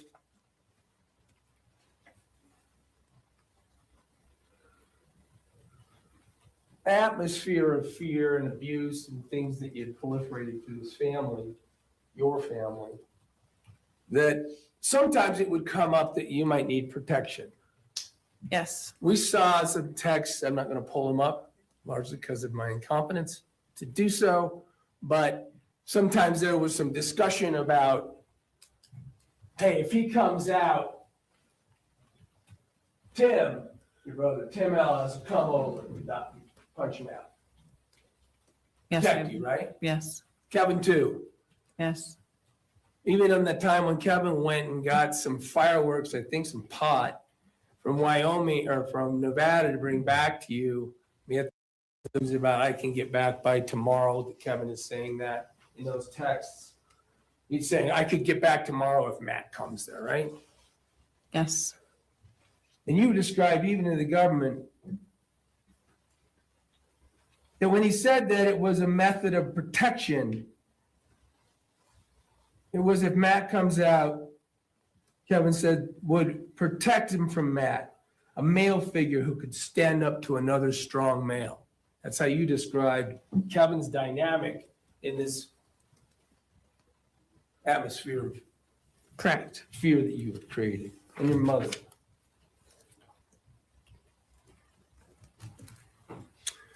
You even reiterated it later in strictly in connection with what you had built up in the atmosphere of fear and anxiety and abuse.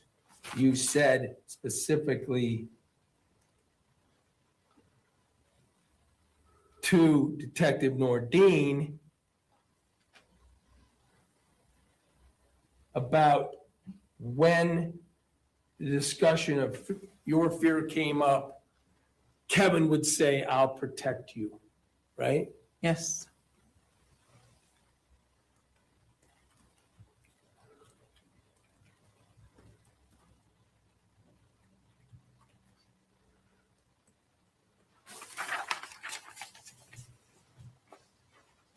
So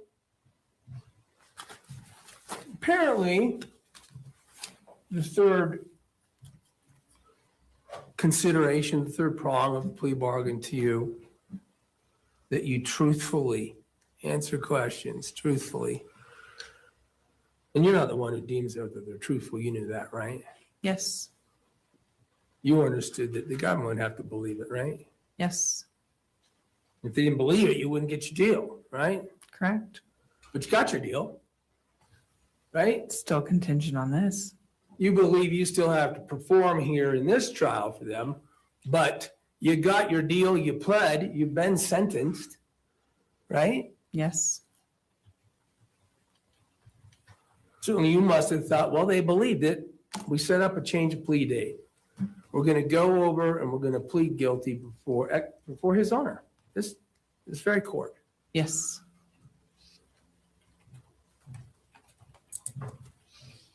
To engage in the practice of pleading guilty,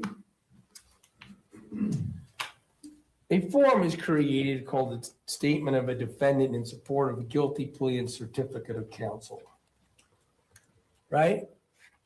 We call it a plea form. I don't know what your lawyer called it with you. I'm going to show it to you so you can see.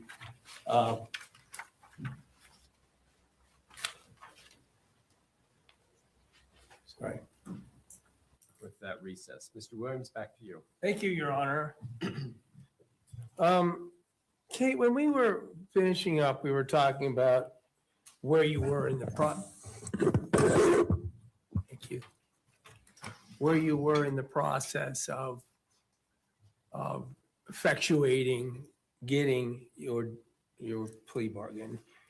And after you interviewed in June with prosecutors and case agent Nordine, you then had to put together paperwork for the court and enter your pleas of guilty, right?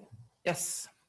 Now, that we talked about a document. It's called the Statement of Defendant in Support of Guilty Plea and Certificate of Counsel. Remember when I brought that up? Yes. That's actually the reason I brought one up to show you the cover of, because there's only part of these documents that are now admitted into evidence or change of plea that is really relevant to what we're going to talk about next, okay? Okay. And that is that these documents contain a section where the facts are laid out of the crimes you committed, and you have to agree to that they're true. Is that your understanding? Yes. And that was your understanding went through the process to ultimately enter your plea where you're going to get your plea bargain, right? Yes. Okay, so in the process that there was a draft that was made document, and in particular the facts that you're going to admit doing in that document, right? Yes. And then ultimately there were some modifications to the facts that were made and were used in the final document that His Honor was provided, right? I believe so. Okay. And we've established that that occurred between, that you went over the facts in the draft document, and then of course you went over the facts in the final document that you stood before the court and admitted, right? Yes. I just want to put those side by side. They're exhibits 6 and 7, 6 being the draft, 7 being the final. And then publish them. Now, along those lines, by the way, you go over the draft with your attorney, and of course you went over the final with your attorney, but your understanding was that the final draft of the final document and the changes that were made in that document were made by the government, right? I don't know who made Okay. the changes. You weren't part of making changes, right? Correct. You were just final as the one you were going to come to court and utilize. Fair to say? Yes. So the draft you went over with your attorney is on the left. And the final draft, which we can't mark up because we are technologically challenged, and it is a scanned document out of the court record. Let's talk about some facts, some key facts that changed or got modified. First one, for instance, when you're talking in the first admission of facts, it says some highlight that you moved to Utah to live with your mother, Tracy Grist, and brother, Kevin Ellis. Catherine Rastelli left Matthew Rastelli for marital issues and abuse. See that? Yes. That's the one you went over with your lawyer, right? Yes. However, when we look over to the right, right there at the end of the first paragraph, it's been changed. It says, she left the county to live with her mother, Tracy Grist, and her brother, Kevin Ellis. Catherine left Matthew due to marital issues, right? Yes. So this draft that you agreed to that had abuse in, the one that you used with the state at the change of plea took abuse out, right? Yes. And little other changes, and I don't want to be picky about it, but your first draft is that Tracy Grist admitted, Tracy Grist, your mother, to Catherine that Tracy would arrange to have Matthew killed if it came to it, right?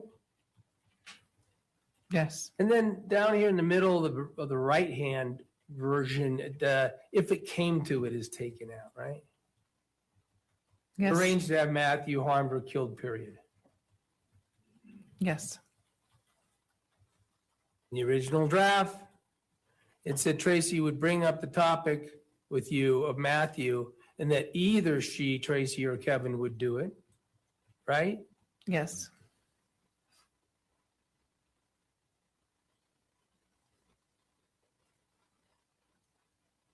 You've already testified that on a number of occasions about the fact that Tracy would commonly tell you from her position that she might do it or Kevin would do it, right? Yes. I'm not sure why, but it also has the modification that while in Utah, Catherine became concerned, you became concerned that Matthew would come to Utah and get her and her children at some point, whereas on the right, it's changed to that you became aware, right? Yes. Later in the paragraph on the version on the left, the first version is Catherine's intent was to return to California under those circumstances, except for that's not in the version on the right. It was circumstances, right? Right. Down at the bottom, Tracy talked to Kevin suffering from depression and suicide. So he could shoot Matthew and possibly Matthew would commit suicide. We just dealt with that. This manipulation that you admit that Tracy, it sounds like maybe almost perseverated that she could manipulate Kevin and then Kevin would kill himself. That's right here in the facts of the first version of a plea document to tell the judge what happened, right? Yes. It is not anywhere in the statement that you ended up utilizing at your change of plea. Is it? No. Now let's go to this knife pudding. This knife issue, this central feature of the state's case about putting a knife into the hand of Matthew when he was shot. Now, the only person you ever talked to about that was Tracy, right? Yes. And you saw the knife and Tracy talked about it, right? Yes. And that Tracy would put the knife in his hand to make it look like self-defense, right? Yes. We just went over that all your statements and all your proffers and everything, it's Tracy putting it in. Tracy would put the knife in. Tracy would do it, the stuff with the knife, right? Yes. But in the final version, again, we didn't have it highlighted, I'm sorry.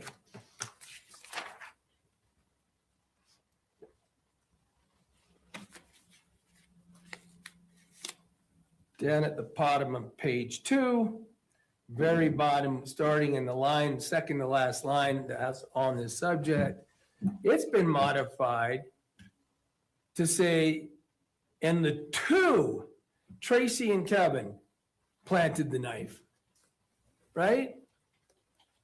Yes. So they modified this statement from what had always been said, that Tracy's idea, Tracy would put the knife in, Tracy would do everything, to get you to admit here in this final one to the judge, some sort of Tracy and Kevin working together to put the knife in, right? Yes. Which you have admitted you couldn't possibly know what was going on with placing a knife. You were upstairs. Yes. And you have admitted you've never been told who would do it except for Tracy. The only one who's ever said to you would do something with a knife was Tracy. And now you're in a final statement to the judge, going ahead and agreeing to some joint putting of the knife. right? Yes.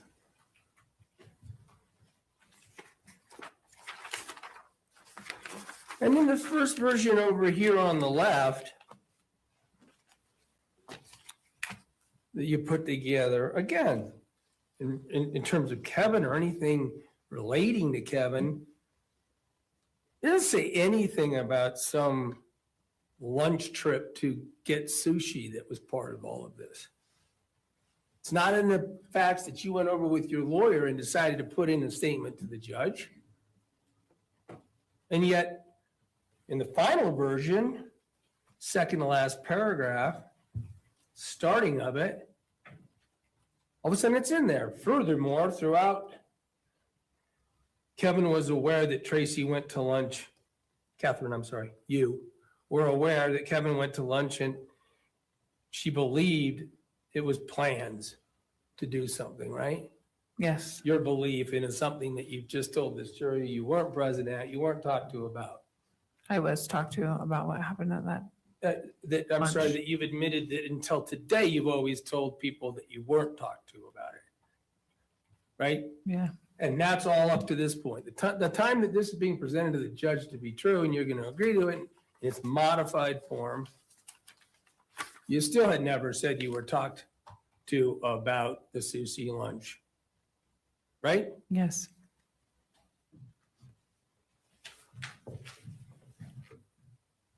Those modifications that were made were all about wrapping Kevin in, right? Yes.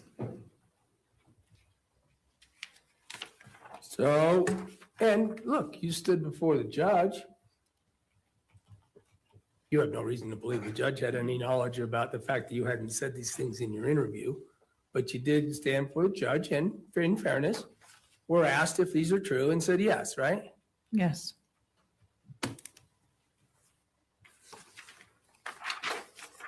Something else happened after you entered your plea.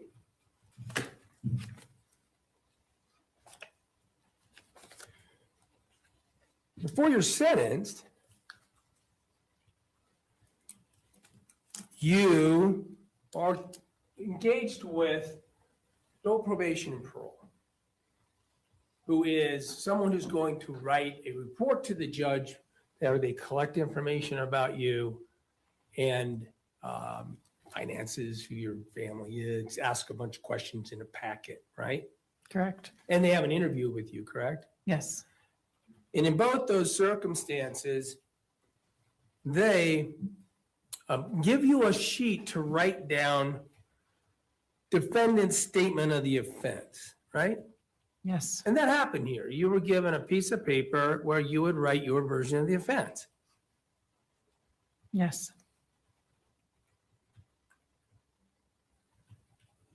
Now, that's what's been admitted as defendants for.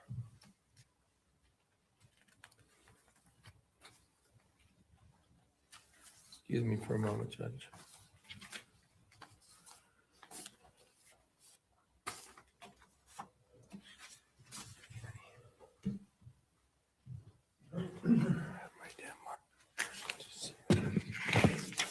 Dennis, did you intend to present the one with handwritten notations on it? Yeah, I can make a record about that if you want. Why don't we do that, please? I don't believe that was, Stuff to do with that. that's not the defendant's handwriting, Ms. Rostelli's handwriting, correct? That's correct. I was going to get it. I was going to make a record of that. Make a record of that, and then after you make the record of it, I'll instruct the jury not to consider that in their deliberations. Please go ahead. So we've admitted Exhibit 4, and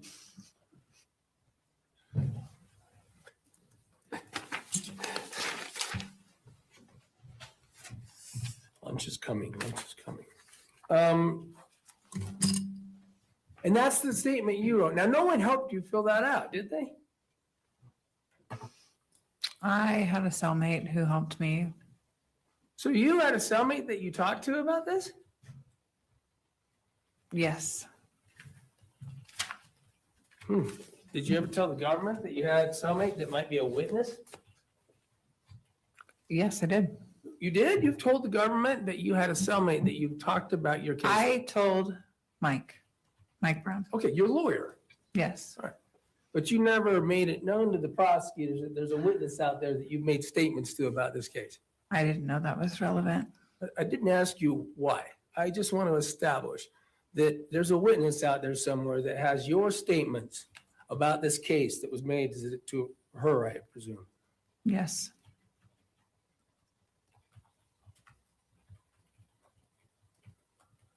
A witness that could be interviewed and we could find out whether or not what you told her is the same thing you're telling the jury, right? Correct. Well, I won't get into it since we don't know who that is. I will, though, go over this statement. So you have a jail cellie who's helping you, but you write this without help from your lawyer. Is that fair? Correct. And let's go over it. When you wrote this letter, it's to be presented to the judge. Yes. It's going to go in a packet. It's going to go in a report, and your understanding is going to be your sentencing. Correct? Yes. Did you intend to lie to the judge? No. Okay. Then let's talk about what you put in the statement.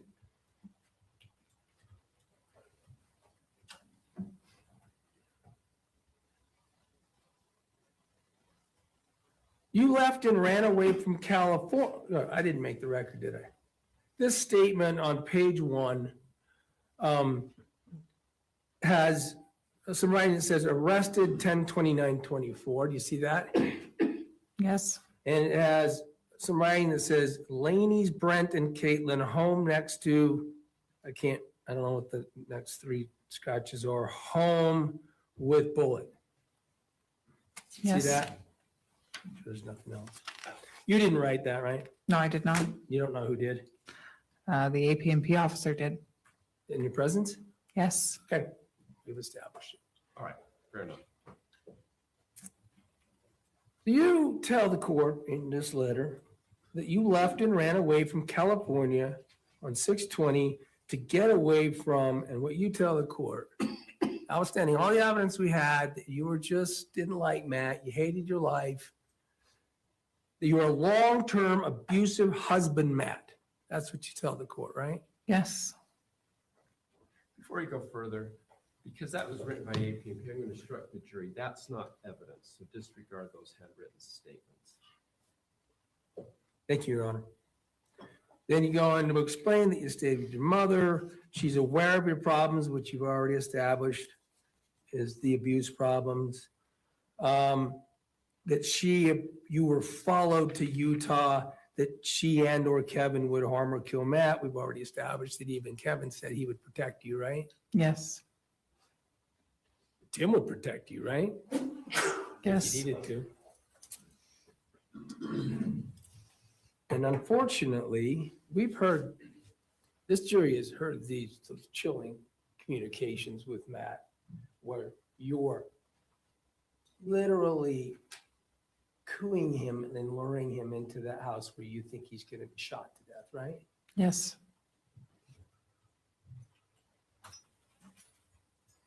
I thought it was a good idea, and unfortunately, I went along with it. So that means it was Tracy's idea and you went along with it, right? Yes.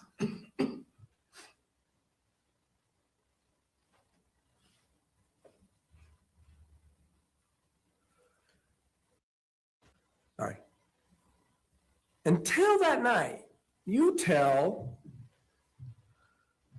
write in this letter, this communication to the court, around 5 o'clock, you approached your mom and told her, I didn't want to go through with it anymore, right? Yes. Now 5 is way before you made all those chilling communications to Matt, right? Yes. She, your mother, looked you straight in the eye and said, I don't care, I'm going to do it anyway, right? Yes. And you just described that you're devastated and shocked and crushed. Again, this is all before those calls that we heard, right? Is that correct? The calls were at noon. This is 5 p.m. You called them and said you put the, after 5 p.m., you told them, door will be unlocked, here's the gate key, put cardboard out, no need to knock. Described it, those were all, we heard the tone of voice you had to encourage him that he would not be in danger, that you were ready to go, he could come in the house, and you described you did that all to make sure he'd get in there to get killed, right? Yes. That all happened after 5, right? Your Honor, at this point, I just object to mischaracterization of the evidence. I don't think it's intentional. We went through the call log of the date, the time of those first 2 calls, and they were prior to 5 p.m.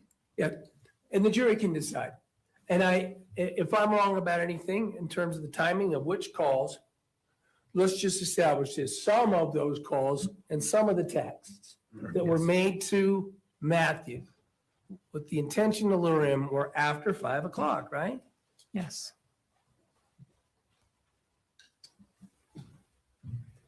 You admit you could have done things. You could have just sent a text, hey, Matt, turn around, let's just meet at the hotel. Right? Yes. I don't know what mom's told you, Kevin, but Matt's not dangerous and make sure you don't harm him. You could have done that. I could have.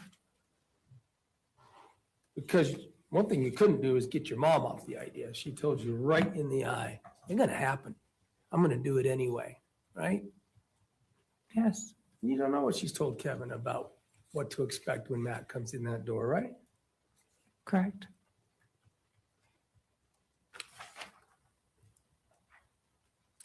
Between 5 and 9, you were taking care of your kids, making them dinner, giving them a bath, reading books, getting them ready to go for bed. They went to sleep at 8:30, right? Which Yes. So all this is happening downstairs. I mean, the kitchen to cook is downstairs. Yes. All the activities you're describing are downstairs, and the downstairs area is where the kitchen, dining room, living entryway into the home is, where Matt came in, right? Yes. And then your mom was getting ready for the arrival. We've already talked about moving the toys and things that you helped her do it, right? Yes. And that Kevin wasn't around at the time, right? Yes. And that this helps us with that because you say, I don't recall seeing Kevin around the house between 3 and 9. Correct? Yes. You were downstairs. Again, you put a timeline that extends it to 9 and 9:30, also being downstairs after you put the kids to bed. Yes. And Kevin wasn't around. Correct. And then that's when you went upstairs. Your mom said, don't come down. Your understanding and belief was plan was still in place. Her plan to make sure he got shot somehow, her or Kevin. And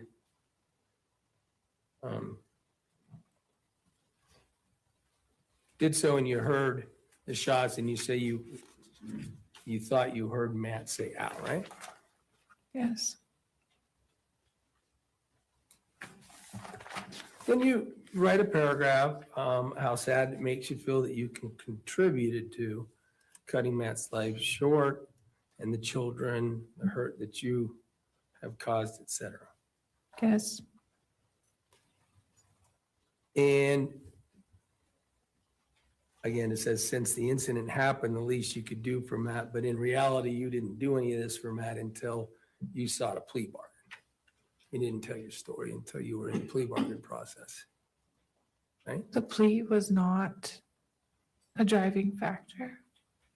We can hear you say what was or wasn't, but I'm establishing that whatever your concern and your heartbreak and everything, you never came forward with all that heartbreak and just told your story until you were getting a plea bargain for it, right? No. I'll leave it at that. And the other thing you returned to as the cause of this, the cause of what you did down at the bottom of that paragraph, is that you shouldn't ignore domestic violence red flags, right? Correct. Continue to blame what you did on Matt's domestic violence, right? Yes. That the state spent hours trying to show that there's no evidence of. Correct.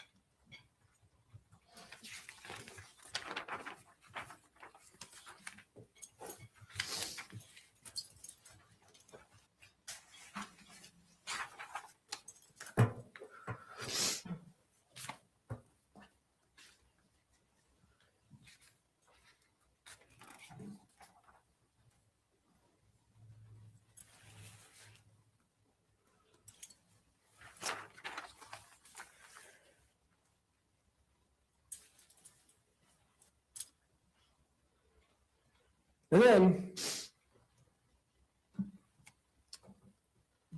the prosecutors, having seen this as part of sentencing, set up another meeting to talk to you, right?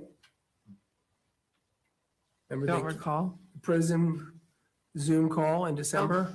Yes. So they had the chance, having seen this document, having compared it to your interviews that you got for your truthful cooperation, had the chance to ask you any questions they wanted to, right? Yes.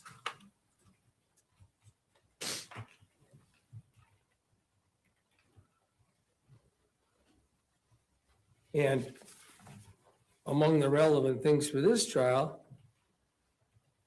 is you confirmed again that Kevin wasn't around when the planning happened, right? Yes.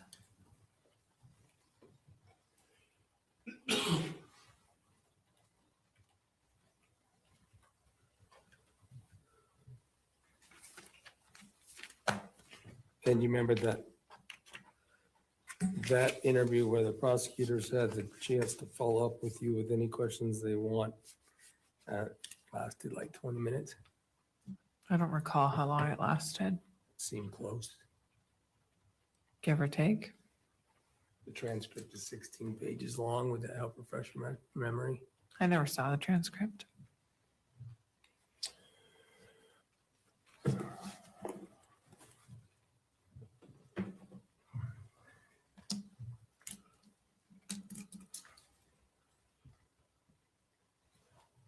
As we have talked about your family,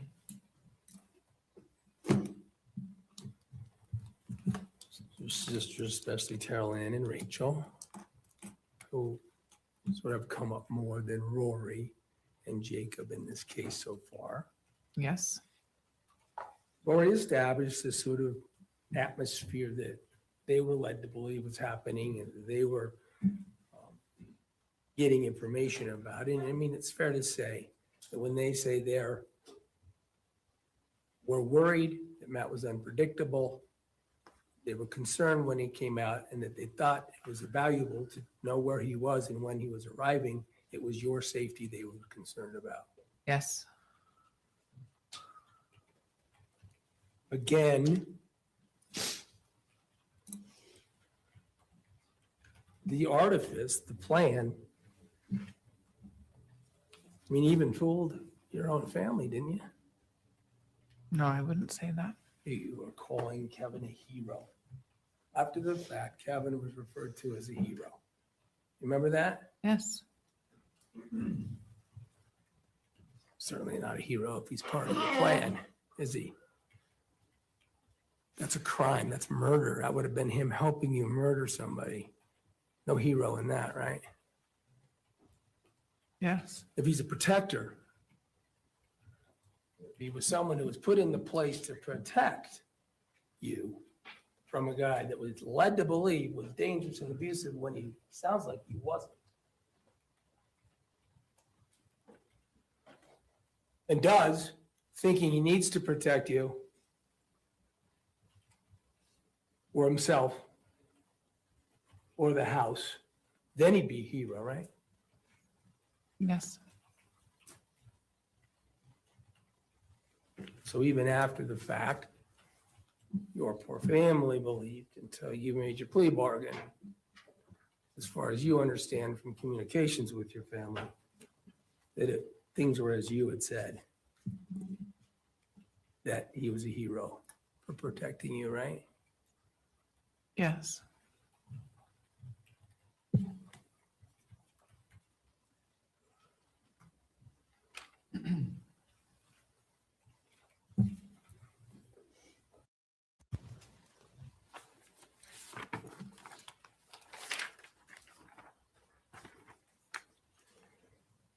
Along the lines of what your family shares their information, your family, it includes Kevin, the information that may have been given and provided, and maybe not from their own experiences with Matt and knowledge about things that went on in your life with Matt, is that Matt had guns, right?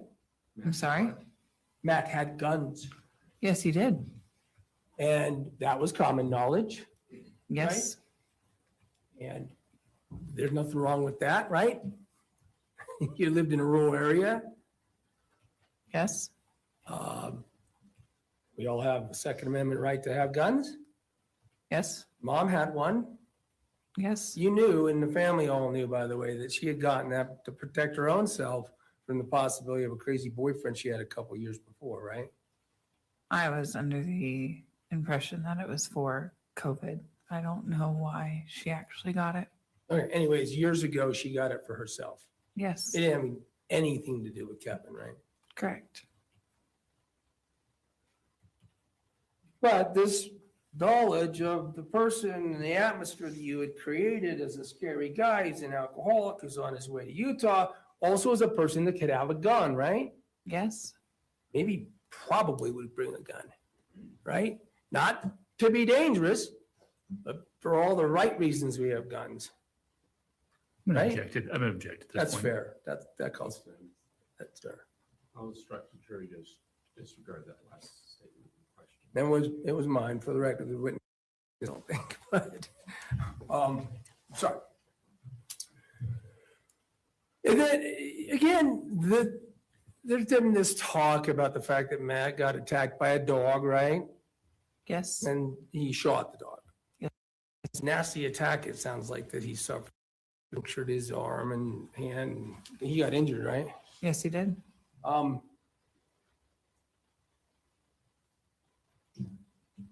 I don't know if there's talk, do you remember any other discussion about Matt showing the gun to members of your family when they were at your house?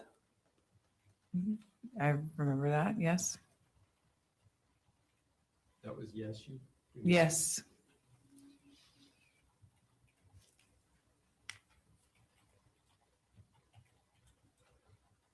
Oh, you made a comment at the testimony yesterday. Let's go back to the 12th. Let's go back to Matt getting lured into the house by you. By the way, you're not with Kevin when you're sending all these transmissions to Matt, right? No. You're not with Kevin when you're calling him and coochie-cooing him into this house to be killed, right? Right. You're not with Kevin when you're sending the text of gate keys, and you're sending the texts of cardboard,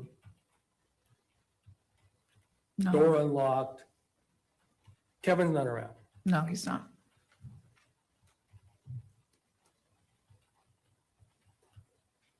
After you heard the shots,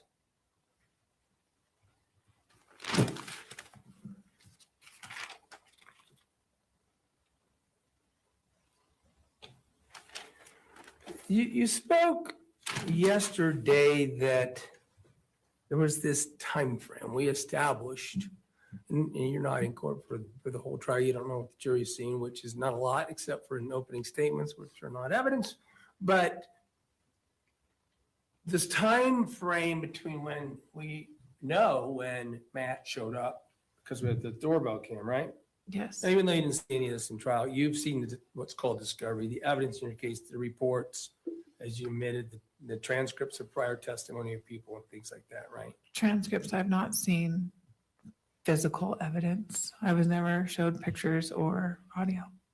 Okay, transcripts and hearings in which all those things were talked about though, right?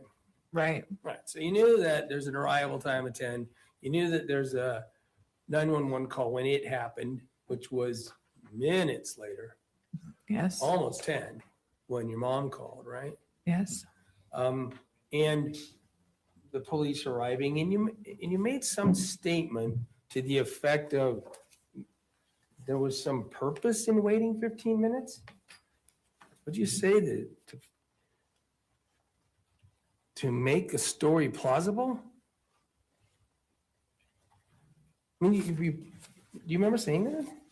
yes, What story plausible? Why do you need, I mean, it does sound to me like for someone who, for a situation that has been pre-planned, scripted, set up to be an ambush, there's plenty of time to talk to Kevin before the police get there. Right? no, There's 10 minutes. What did you mean when you said we needed to delay calling 911 so we could make our story plausible? You never said that you guys talked about what the story's going to be, and you didn't, right? right, You didn't. You didn't talk to Kevin about what to do now that a shooting happened and a knife's been placed in the hand. You never talked to Kevin anything after that about what he should do or say, right? right, So you've never talked to him about the plan before. And whatever you're talking about needing time to make plausible, make things sound plausible in the time between the shooting and the night and the police arrival, you're not part of. Right? restate your question. You're not part of whatever happened between the shooting and when the police arrived in terms of what you described as making a story that would be plausible. Yesterday Correct. you said that. Yes, So the only people that would be involved in making a story that was plausible in that period of time would be Kevin and Tracy, right? correct, Making a story that would seem plausible on something that was already pre-planned and scripted? That's Yes. when they would be doing it, right? yes, All right.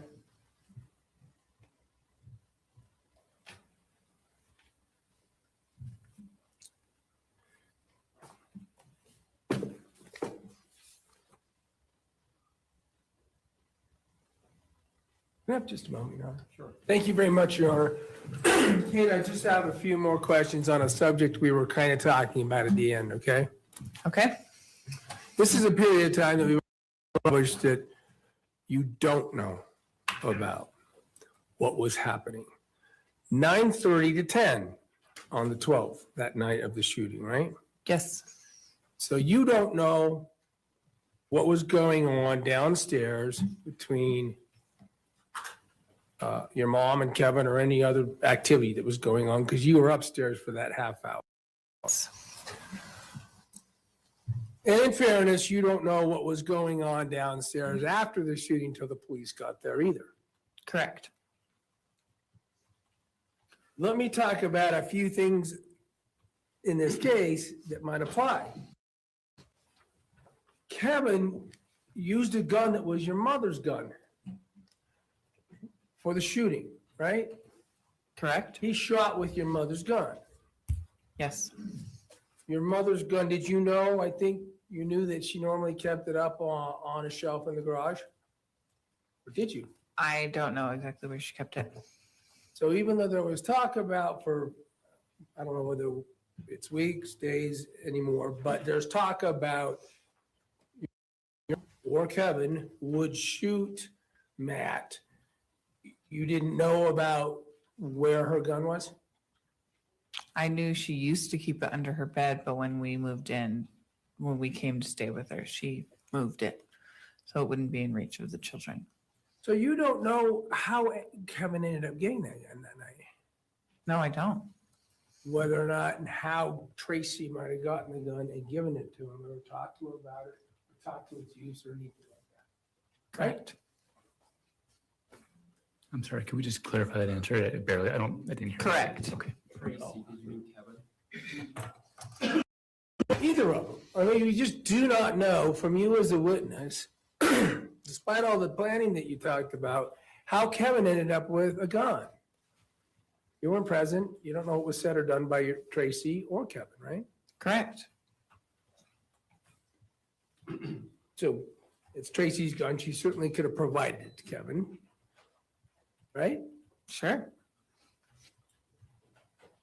Let's talk about another feature of the case. Kevin, it turns out, had used cocaine sometime prior to the shooting, right?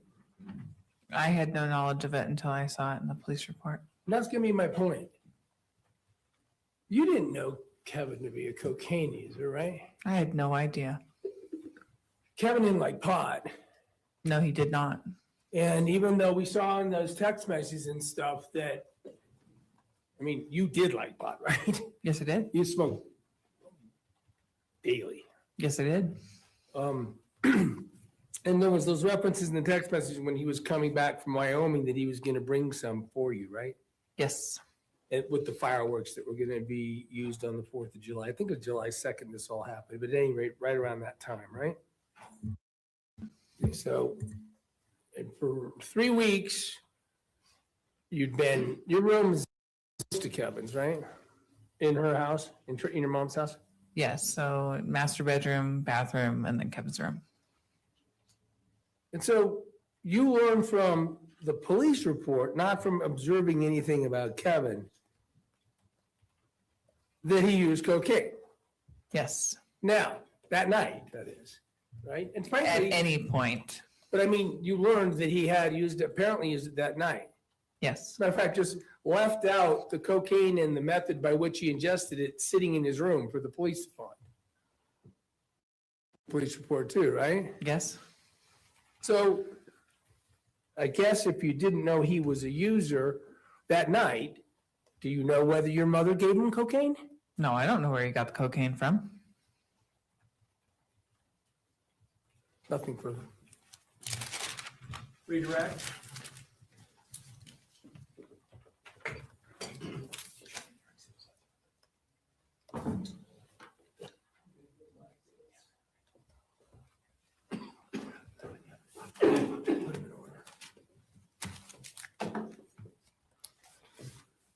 All right, Kay, we'll be pretty quick. Just want to follow up on a few topics with you, if that's all right. Absolutely.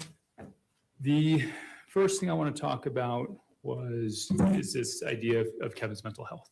Yes. Okay.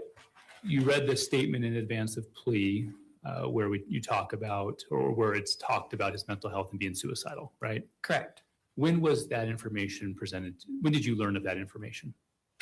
I learned of Kevin being suicidal back in March. Okay. March 2024. Was it your understanding that that was ongoing through July, or was it a moment in time in March? What was your understanding? I didn't know if he was still suicidal or not. It wasn't talked about when you were here in Utah. No, he seemed fine and happy. Other than some depression and maybe some suicidal ideation, does Kevin have any other mental health issues? To your knowledge? Not to my knowledge, no.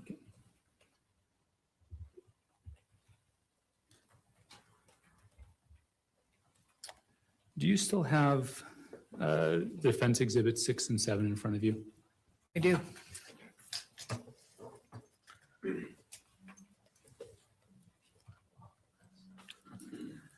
There's a lot of conversation about. I actually don't think I have it.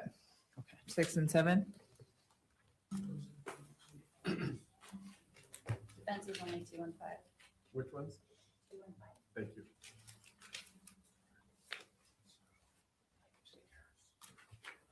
Oh yeah, she handed out the papers. It's up under other related duties. Y'all see that? Now I understand what's going on. Other related duties. Look, I hate when they put that up in his job description. Thank you. And just briefly, these are what was admitted previously as defense exhibit 6 and 7. You recall a conversation, you had a long conversation with Mr. Williams about the changes that were made between the first draft and the last draft, right? Yes. would you please go to State Defense Exhibit 6 on page 2? What's the difference? I don't see a difference between them. Yeah, and I'll come and show you. That.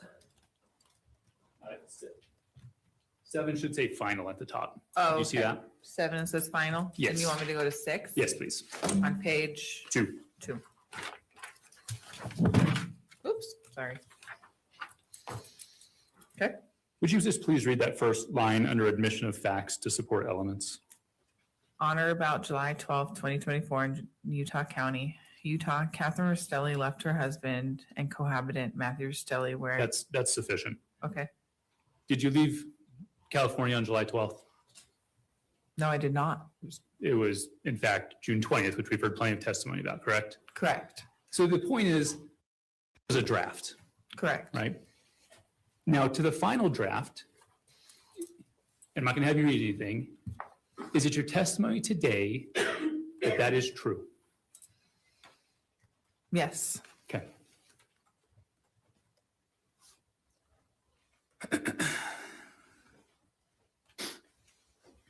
On that final draft, you were asked questions about your board eligibility date. You were asked questions about your sentence. And it's to summarize your testimony, you don't know when you're getting out, correct? I have an idea, but I do not have a real solid date. A lot can change in the next several years. Yes. And one thing I want to highlight, could you please read the maximum punishment on count 3? On that first page of the final draft. 5 to life in prison, commitment, $10,000 fine, 90% surcharge and county and court security fee. So while you may have a hope or an expectation, is it fair to say that you have a life max? I do. I do. Additionally, what is your understanding about serving the terms consecutively or at the same time? I'm not really sure I understand them entirely. I know that 2 of my charges run together and 1 is separate. So if the police statement said that that third charge, that first degree felony was consecutive, would that be your understanding? Yes.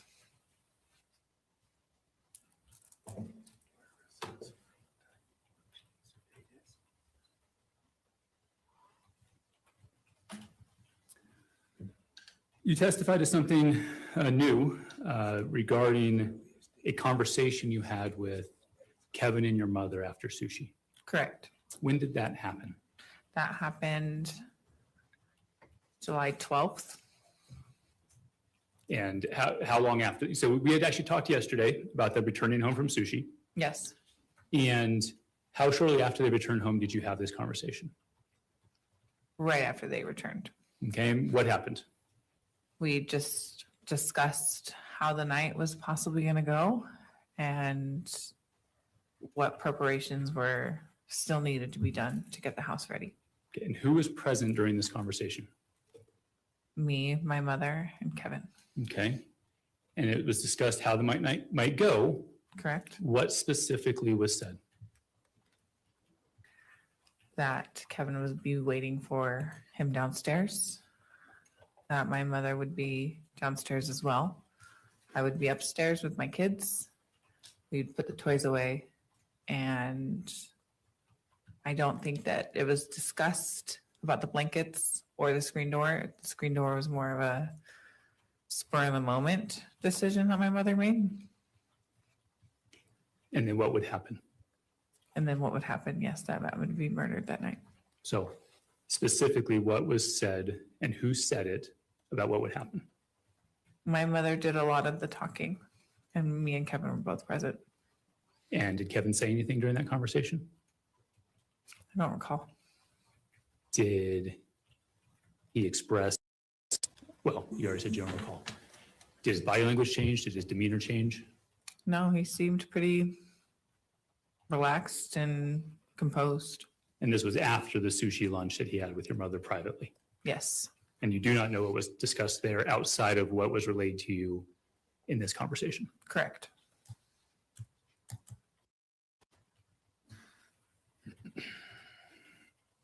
Let's go from this idea of Matt and the abuse that you suffered. Okay, we'll break it up into two components. When you say he would abuse you, was that physical? He hit me once before we were married, but never after that. It was more mental, verbal, financial, sexual. Okay, let's kind of break those up. So not physical, right? Not during our marriage, correct. Never hit you in the course of your marriage. Correct. Would he kind of badger you, Absolutely. blame you Yes. for circumstances of your lives? Yes. Would he accuse you of things? Yes. Would he get angry at you, Yes. yell, Yes. swear at you? Yes. And is this what you mean? And we'll get to the sexual in just a minute. But is this what you mean by the abuse that you suffered? Yes. And those are the things that you recorded, correct? Yes. Those, the berating, the yelling, that is what you sent to Terralyn and Tracy, right? Yes. Nothing physical. Nothing physical. Let's talk about the sexual abuse. What do you mean when you say sexual abuse? He forced me to have sex with him. Forced you how? If I did not have sex with him, he would be in a bad mood and he would blame me at the fact that he was having a crappy day because I did not have sex with him. Did he ever physically force you to have sex with him? He never held me down. No. It was just this berating, this he'd be in a bad mood, he'd pout. Is that fair? Yes. And so you felt compelled to do so, Yes. but not physical force. Correct. Did Terralyn know that? Yes, she did. Did Tracy know that? I believe Tracy knew that from Terralyn, and I would occasionally tell my mom about that. I felt like I could trust Terralyn more with those.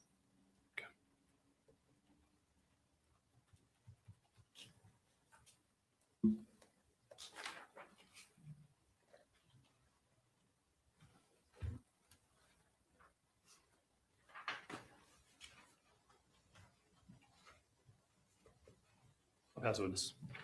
Could you recross? Thank you, Your Honor, briefly.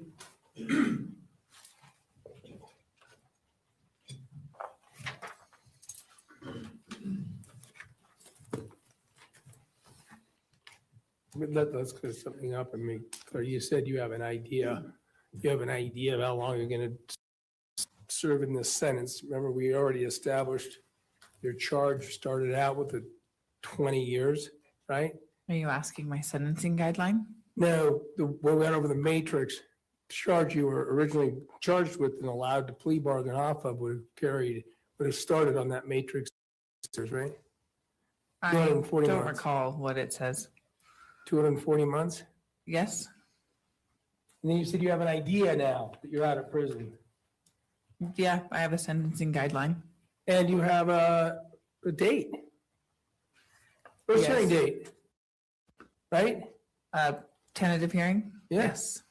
June of 36, right? Yes, sir. 10 years. Right? Yes. Let's talk about this bombshell. You are now sitting here on redirect again. We're asked for the first time. Prosecutor didn't ask you on direct when he first got to ask you questions.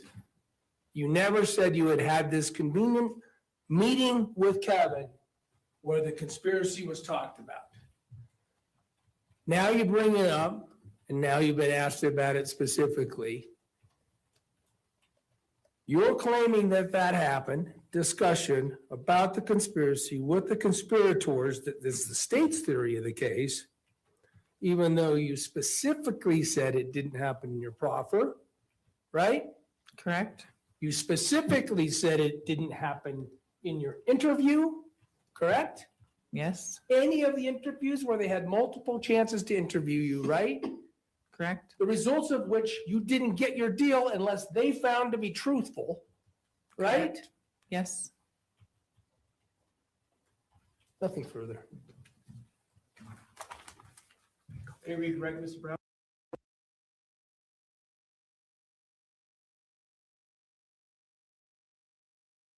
Wow. All I can say is, wow, I think he did a mic drop. I think he did great with his cross-examination in regards to bringing out the who, what, when, where, and why. Like, we know that he did it. Yeah, he discussed it with her SD. Yeah, she up here playing all these games, acting like she don't know what's going on. Yeah, so exactly. He is definitely feeling that way.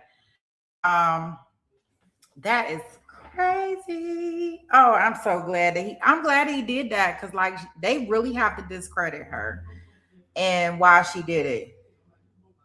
You think that she would let me see, what you think, she like her brother's attorney, or I think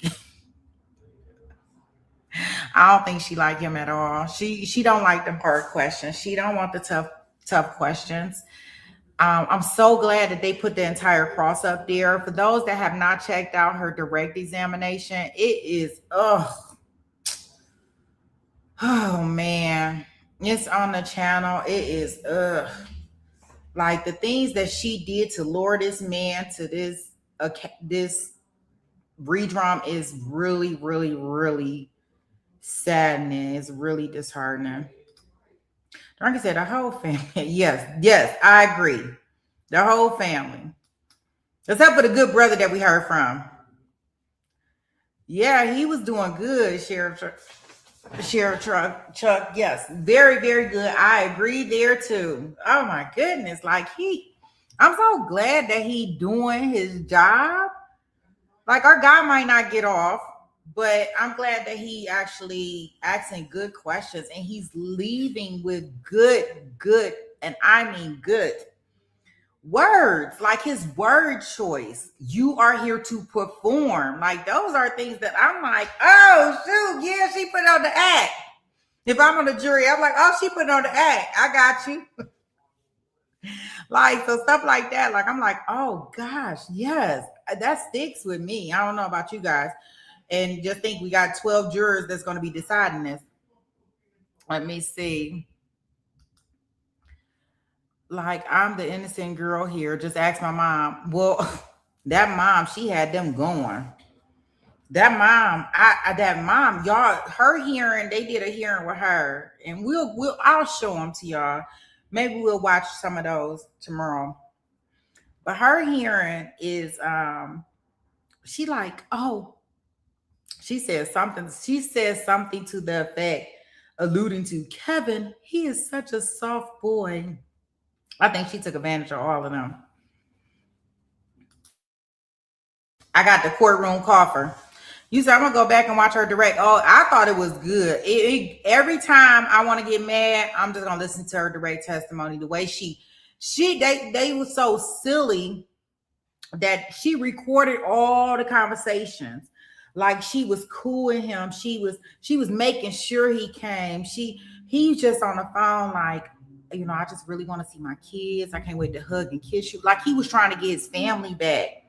This man drove from California all the way to Utah to get his family back. All for her to do this.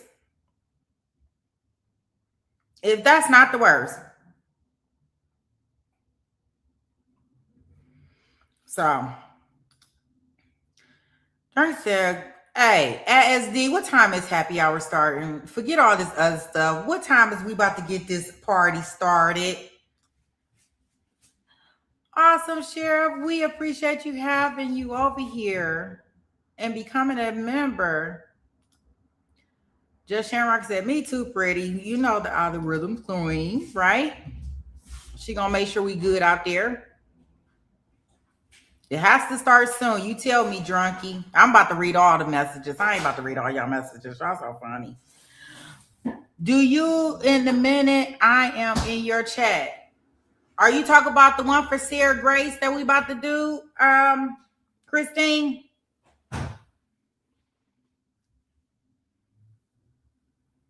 Yeah, Cat, I don't know. This is the Adelsons 2. Like they are about our next stream.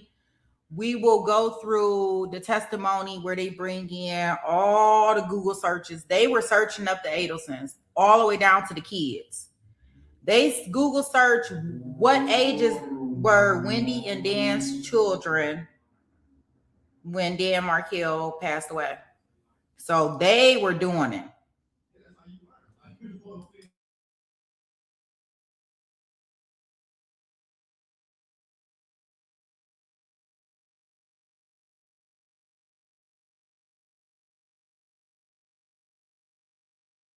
Yeah, like they searched this stuff up. Like this is really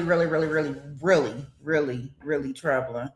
They so stupid. They stupid. Like if she knew anything, like the first thing you do is you do not Google this stuff on your phone, your tablet, or anything. And they put an air tag in this man's car, so they made sure they knew when, where, and how he was gonna be. So what I am going to do, y'all know we don't never stop. We can't stop, won't stop. We have another stream that's starting in 20 minutes. I am going to take a 20-minute break from running my mouth or listening to any testimony. Don't forget, guys, we have Emily with Critical True Crime that's going to be joining us to talk. We're going to watch the Sarah Grace Patrick hearing. You would think that Sheriff Chuck, nope. They said they can get away with it. They gonna do it as a break-in.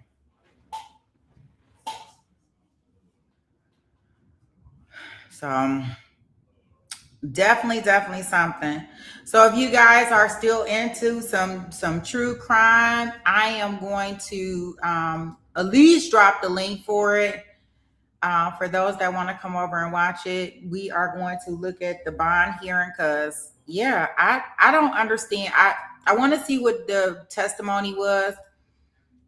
We didn't get a chance to watch it earlier because they streamed it late. They kind of put it on there as a video. But I want to see exactly what it's about. And y'all know that, Emily with Critical True Crime is very close to the case. I'm pretty sure she has talked to Tasha, who probably was in the case and testified and or was there firsthand. So I just wanted to get some firsthand knowledge for us. So we will hang out with her this evening in order to discuss what happened with Sarah today and actually look at the hearing. Yeah, I think that's where Christine is at. She already in the other room. So here's the link to the other room. I tell you, we just go to room. I am about to get set up so I can send Emily the link. With that being said, I want to thank the mods. Thanks to all the new members, subscribers. Thanks to the chat. Shout out to Katna Williams for joining us, her and her crew. Awesome time. And I am going to play our exit song. Those that are not coming to see the Sarah Grace Patrick hearing, we will be back in session in court tomorrow, all pair trial, and we have the Canero trial, and we're going to get some more of this testimony in. I appreciate you all. I was about to say some Merry Christmas stuff. Like I appreciate you all and to all a good night. That sounds like Christmas stuff, don't it? Like Merry Christmas and to all a good. Nope. I got on red and white, but I'm not doing Christmas time right now. All right, y'all. Peace.